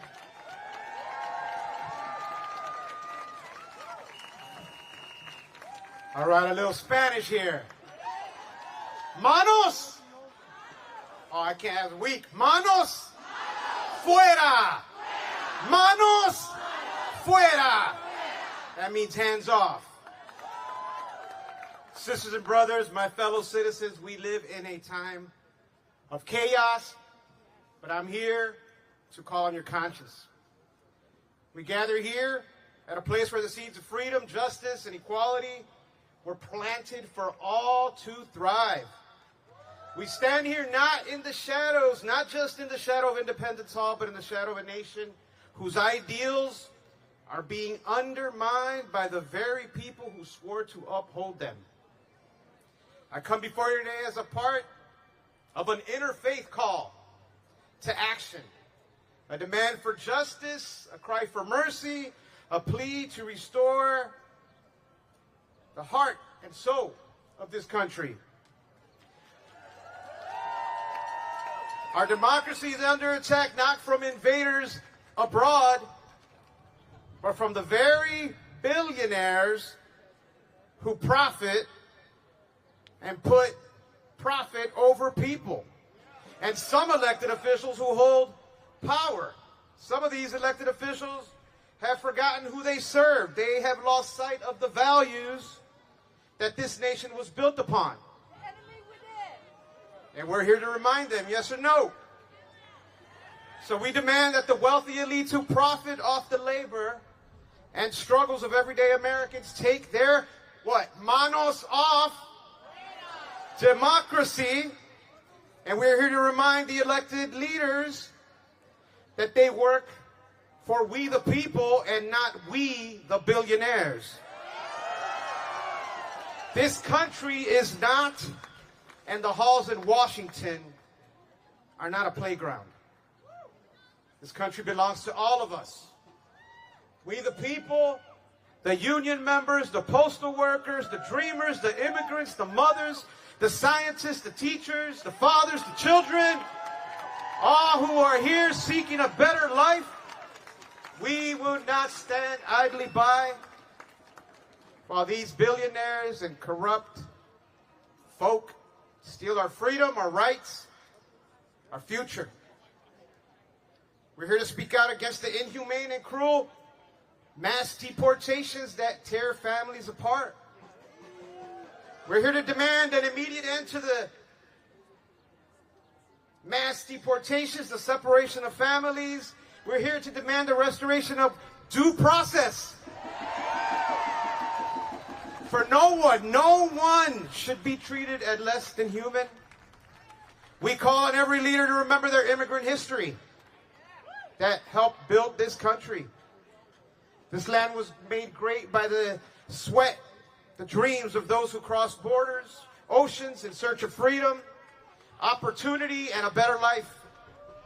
The very foundation of this nation is made up of the hopes, the struggles of those who came here seeking, especially the Philly, Pennsylvania, religious freedom, sanctuary from persecution, war, poverty. And we won't allow for this history, for this truth to be erased. Let's remember the words that are etched on Lady Liberty. Give me your poor, give me your tired, give me your huddled masses yearning to breathe free, libertad. Not just words carved in stone, they are etched in our hearts. They're not just carved words, they are a challenge. They are a promise of freedom, dignity for all of us. And yet, what do we see today? We see a government led by some that have forgotten these words, that have chosen to close its doors rather than open them to the tired, the hungry, the huddled masses, and rather open them and invite in crooked billionaire elites who look out for profit more than people. But we will not let them forget. We will not be silent. So in this moment, we turn to a story that is told, has been told for thousands of years. The parable of the Good Samaritan, who didn't pass by the wounded traveler, but stopped and cared for that person. We ask ourselves, who are the Samaritans today?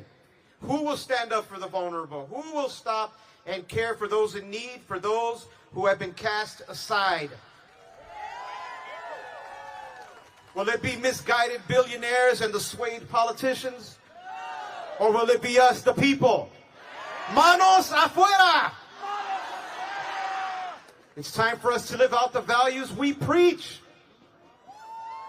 It's time for us to demand that our leaders live up to their promises, that they restore dignity and humanity to every person in this land. We demand a just immigration system, one that honors, again, due process, reunites families, and remembers the roots from which this country grew.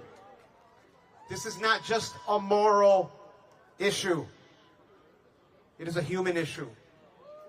If we cannot stand up for the most vulnerable among us, if we cannot demand justice for those who are seeking a better life, then we are no better than the systems of oppression that have plagued this world for centuries. So the greedy billionaires and elected officials who have lost their ways, who think they can dismantle our democracy for their own gain, we say this: Manos afuera. Keep your hands off our democracy. Manos fuera. We will not allow you to steal our future or turn our country into a place where powerless people are forgotten, where the desperate are discarded, and where the promise of liberty is denied. We stand here today in defiance of cruelty, of hate, We stand here in defiance of those who seek to destroy the very soul of this nation, and we will not stop until those words again ring true. Give me your tired, your poor, your huddled masses yearning to be free. In the words of Richard Rohr, we must embrace the inclusive love that flows from the Spirit of God, from the spirit of humanity itself. My friends, all these social issues you've heard about today, whether they are rooted in immigration, race, the environment, inequality, LGBTQ rights, they're all intertwined. They all interconnect. They're all the same battle. They are the same fight for justice. To ignore one is to ignore them all. So today we stand united for all those who are marginalized, for all those whose voices have been stolen by these oppressive systems. We demand that leaders that have been up here on the mic, those across our country here in Philly, we demand that these policies of cruelty stop. Stop the deportations, reinstall due process. Let's work together in a world for justice, compassion, dignity, not in my name, not in your name, but in the name of humanity. Let's be the generation that remembers our immigrant history.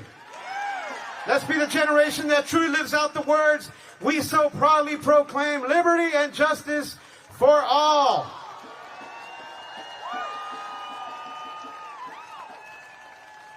The time is now. Let us act in love, in faith, and in unity for the future of our nation and the future of our world. Let us be the good Samaritans of our time. Let's stand together with compassion, love, and with an unwavering commitment to justice. Manos fuera! Manos fuera! Manos fuera! Amen.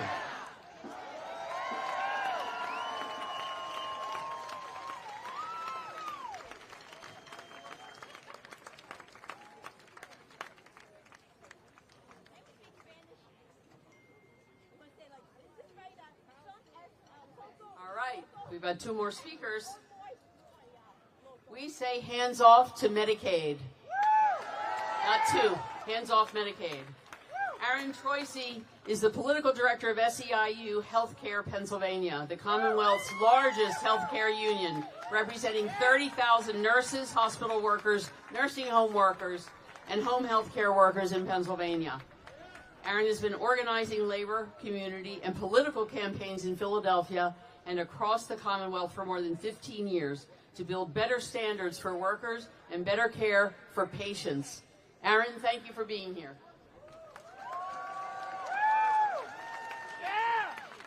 Good afternoon, Philadelphia. I want you to raise your hands or raise your sign, show me some love if you or a loved one receives Medicaid services. Show some love for some Medicaid, all right. As Trump, Musk, and their billionaire cronies gut our federal government, run over contracts and the rights of workers, and cut grants and vital services to give themselves an even bigger tax break, they are squarely aimed at our health care. And Medicaid can be an easy target for them because far too many people think that Medicaid is simply health care for poor people. But we know it is so much more than that. Medicaid is school nurses, is children's allergy and prescriptions, is IEPs for students who need behavioral and mental health support. Medicaid is emergency medical services and EMTs. Medicaid is care for seniors and people with disabilities. In Pennsylvania, Medicaid is the primary payer of home and community-based services, of substance abuse disorder services, of mental health services. And for families in need, Medicaid makes up the difference when private insurance and Medicare don't go far enough. In Pennsylvania, Medicaid covers 1 in 2 children. 1 in 3 births in Pennsylvania paid for by Medicaid. Almost 1 in 4 adults. 1 in 10 veterans. I could go on. In Philadelphia alone, more than 670,000 people, most of them children, receive Medicaid services. Now, our union, SEIU Healthcare Pennsylvania, we represent hospital workers. 15% of hospital funding, that is 1 in 6 hospital patients, paid for by Medicaid. Our union represents nursing home workers. 63% of nursing home funding, that is 5 in 8 nursing home residents, paid for by Medicaid. And we represent home care workers. 100% of home care services are paid for by Medicaid. Any cuts will be absolutely devastating. But they say waste, fraud, and abuse. We have to make cuts. And why? So that a few rich people can make even more money? Any cuts to Medicaid, any changes in enrollment and the Medicaid requirements, even small changes, will take health care away from hardworking families. And I just recited to you some big numbers, but it is important for us to remember that behind every single one of those numbers is a life, is a real person, is a family, is a child with special needs, or a senior with disabilities, or a single mom with 2 jobs whose private insurance doesn't cover the prescription she needs to get by, or a family struggling to get the best care to live the best life possible. And yet they see waste, fraud, and abuse. Shame. Let's be clear. Let's be clear. Medicaid is wildly efficient. It is the most effective and cost-effective way to provide and pay for care. It is less expensive and it is more cost-effective than both private insurance and even Medicare. In short, Medicaid works. And yet, they say waste, fraud, and abuse. Waste, fraud, and abuse. Boo! Shame! You want to talk about waste? Let's talk about Medicaid work requirements. Forcing someone who's already working to fill out more paperwork and meet more deadlines just to prove that they are, that sounds like waste to me. What about you? The vast majority of Medicaid recipients are currently working. The rest are retired, caring for others. They're people with disabilities or who are currently in treatment. We are working. When they say work requirements, let's be clear about what they mean. They mean paperwork requirements. And if the idea of making it harder to apply for or maintain your health care coverage by making people jump through additional meaningless bureaucratic hoops sounds wasteful to you, you are not alone. And don't take it from me, they've actually tried Medicaid work requirements in Georgia. And you know what happened there? Families lost coverage, and it cost more to administer the work requirements than they saved in implementing them. That is waste. Does that sound like waste to you? All right, waste, fraud, and abuse. Fraud.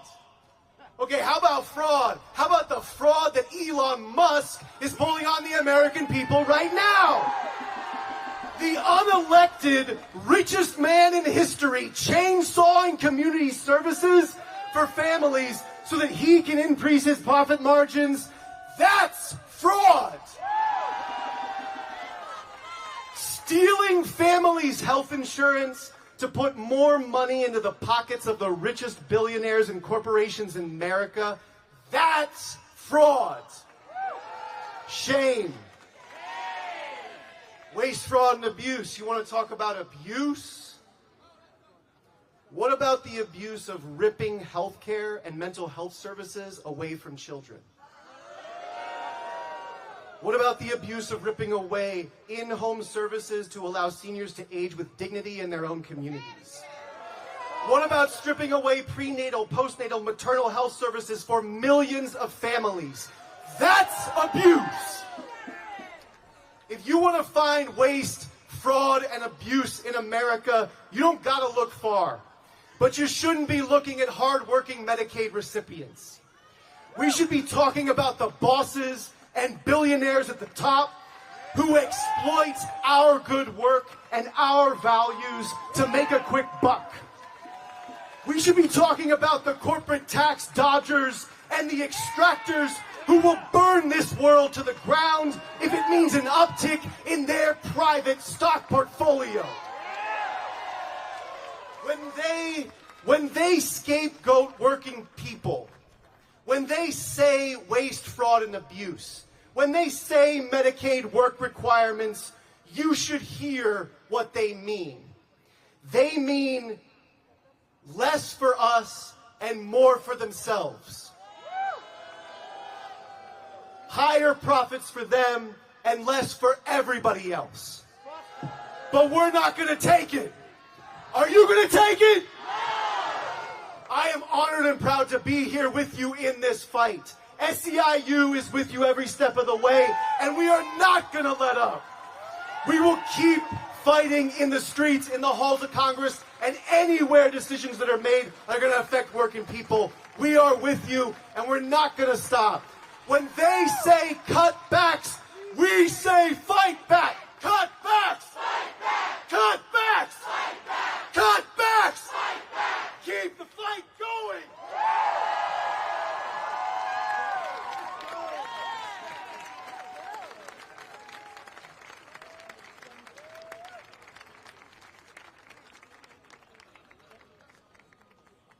All right.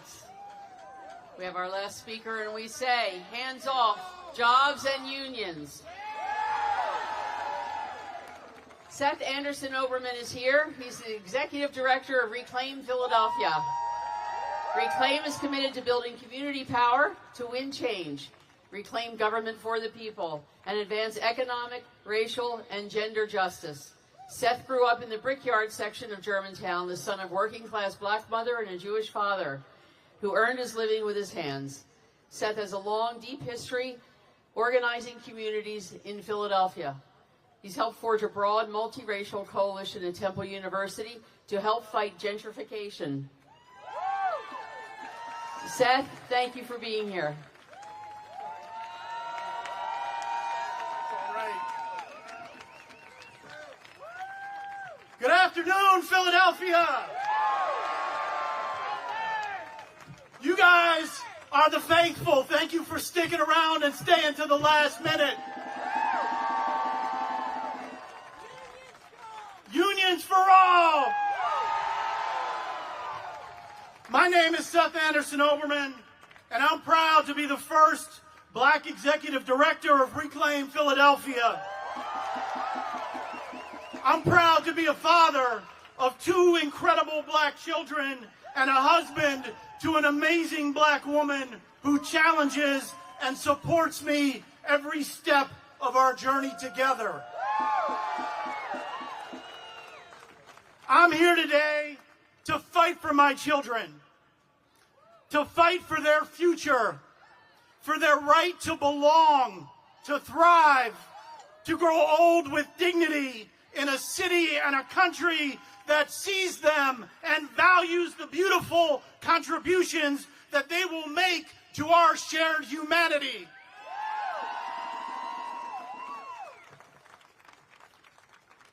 That future stands in grave peril today. For today we gather with one message that must echo from every corner of this nation. Hands off our people! Hands off our our schools. Hands off our housing. Hands off our public transit. Our libraries. Our clinics. Our dignity. Hands off our lawyers and those who are standing up for our rights. Hands off our city. Hands off our communities. Hands off our history. And hands off our futures.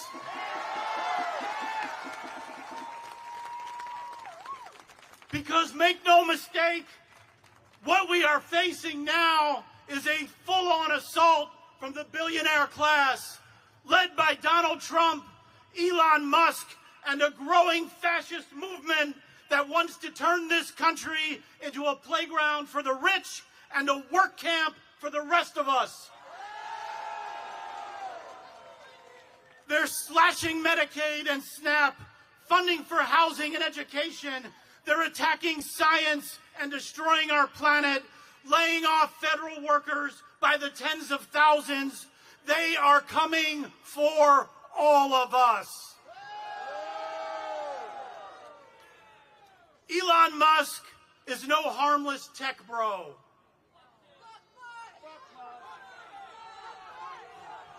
Fuck him.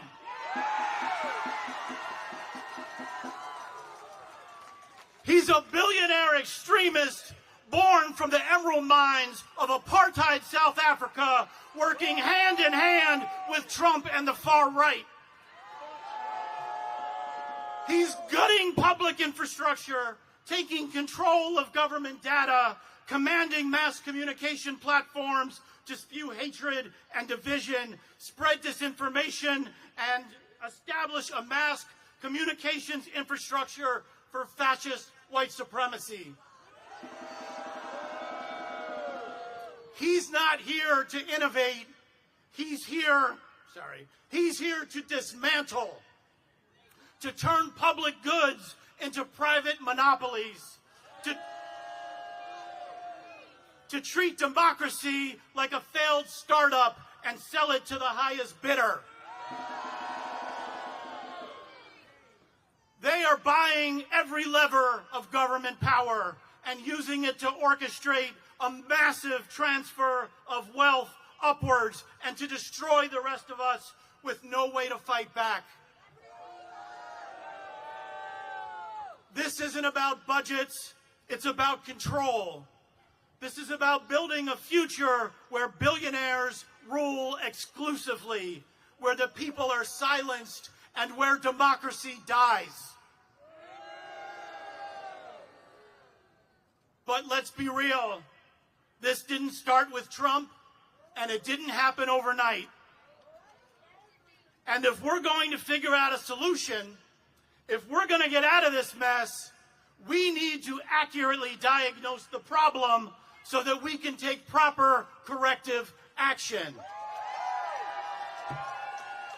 All right, where are my scientists at? Y'all know a little bit about that, right?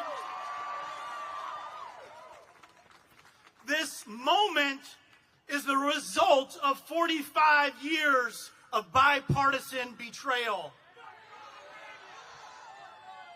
Reagan may have been elected in 1980, but since then, both parties have been operating under the same framework of trickle-down economics, tax cuts for the ultra-rich, paid for by privatization and cuts to education and social programs, corporate welfare and deregulation, endless war and militarism. While Reagan declared open season on union workers, it was Bill Clinton who championed NAFTA and shipped out good union jobs, leaving rust, blight, and human suffering in its wake. And when Reagan pushed the racist war on drugs, it was the Dems who passed the crime bill and expanded mass incarceration. Democrats voted for the Patriot Act, for endless war, They bailed out Wall Street in 2008 while black and brown homeowners lost everything. They've stood by genocide in Gaza, and here at home, they've handed city after city to developers, cops, and corporations. Fascism isn't something that happens all at once. It happens little by little, with every accommodation to racism and corporate power, every little attack on our rights that gets bargained away in a budget bill, every act of privatization, every expansion of militarism and unchecked police authority. Democrats haven't fought the emergence of fascism, they've enabled it. They've cleared the path. Right here in Philadelphia, Democratic leaders pushed a $900 million stadium deal for billionaires against the overwhelming will of residents of this city.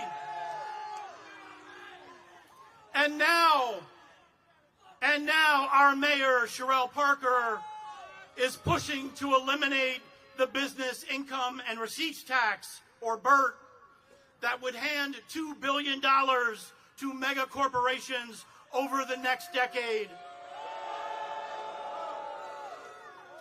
Money that should be funding our schools, that should be funding SEPTA, that should be funding housing and mental health care and libraries.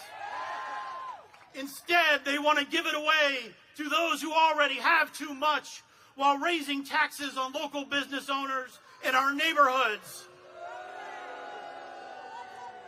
Barbershops, daycare centers, nail salons, restaurants, the lifeblood of our communities, and at the very moment when our federal funding is being eviscerated to pay for more tax cuts for billionaires. That's not a budget plan, it's a blueprint for abandonment, for more gentrification, and for community displacement.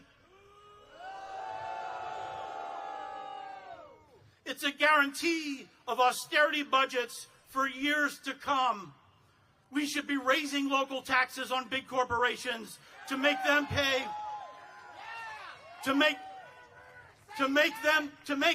their fair share and close the federal gap, not piling on. And now Trump and his fascist movement are launching a full-scale attack on diversity, equity, and inclusion. DEI programs, affirmative action, and every hard-fought gain won by the civil rights movements. They want to erase our stories, erase our progress, erase the people who've led every push for a more just America. These attacks are not random. They are strategic, thought out, and part of a larger project of white supremacy.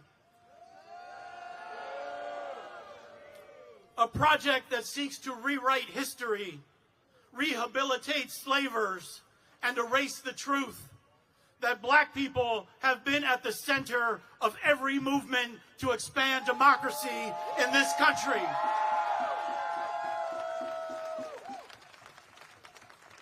The right wing knows exactly what it's doing. They understand that while white women have statistically benefited the most from affirmative action, it's anti-black racism that they use to destroy it.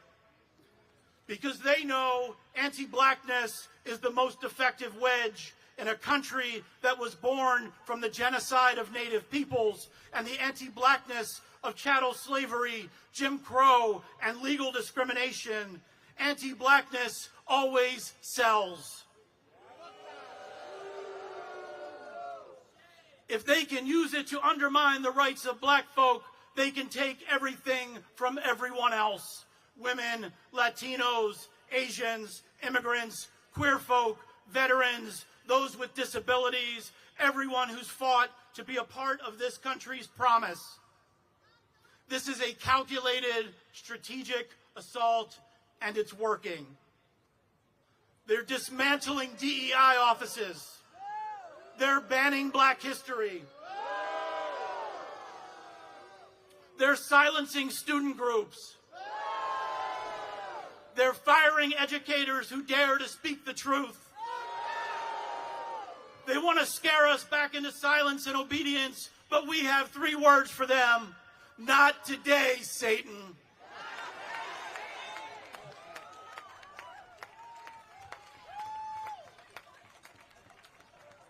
That means if we're serious about building a multiracial, inclusive democracy, we must center the fight against anti-Blackness in the efforts to build real unity. It's not a side issue, it's the issue. Because they divide us in order to conquer us. They weaponize race, they weaponize gender, they weaponize immigration, they weaponize class, sexuality, and party politics because they know if we're fighting each other, we're not fighting them. But we're not falling for it anymore. Today, that ends. We see each other. We stand with each other. We know that our liberation is bound together. And that when we fight side by side, we win.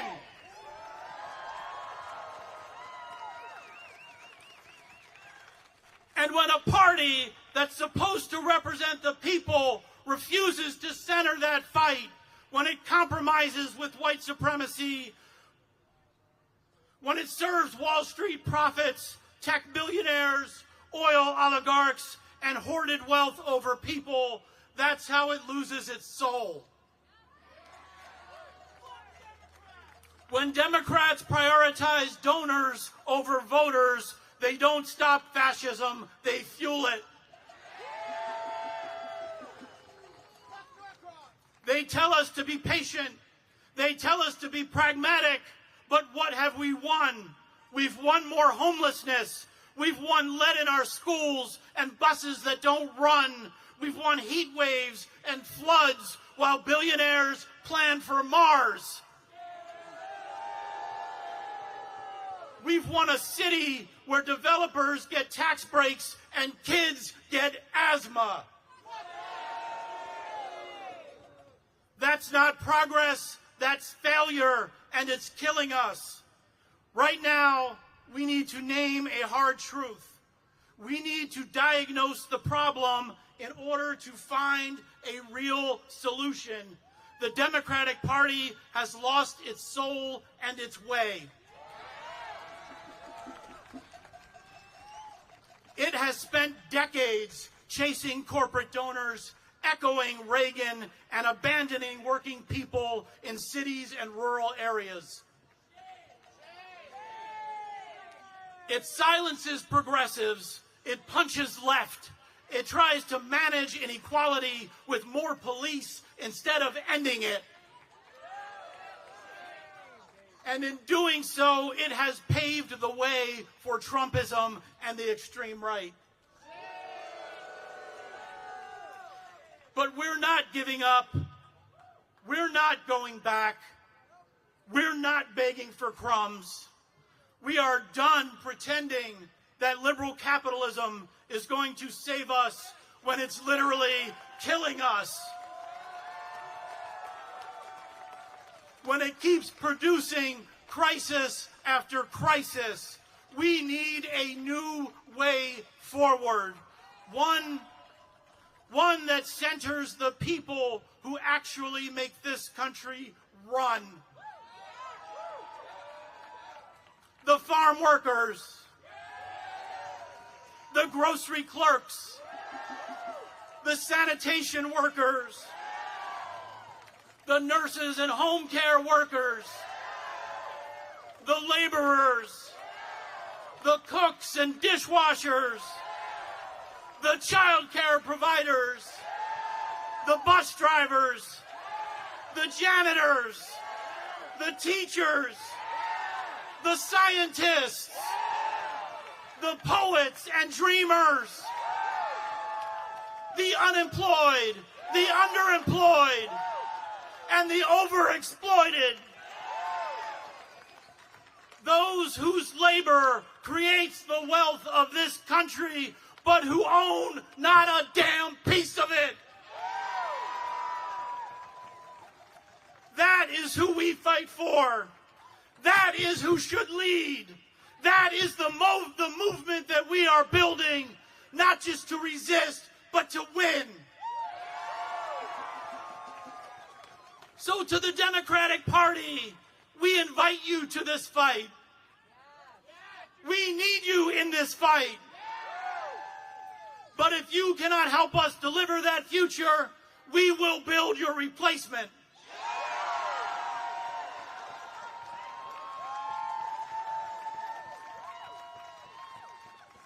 With joy, with clarity, and with the unstoppable power of people who know our own value and who believe in our ability to win justice for all of God's children. We are not waiting and we are not asking permission.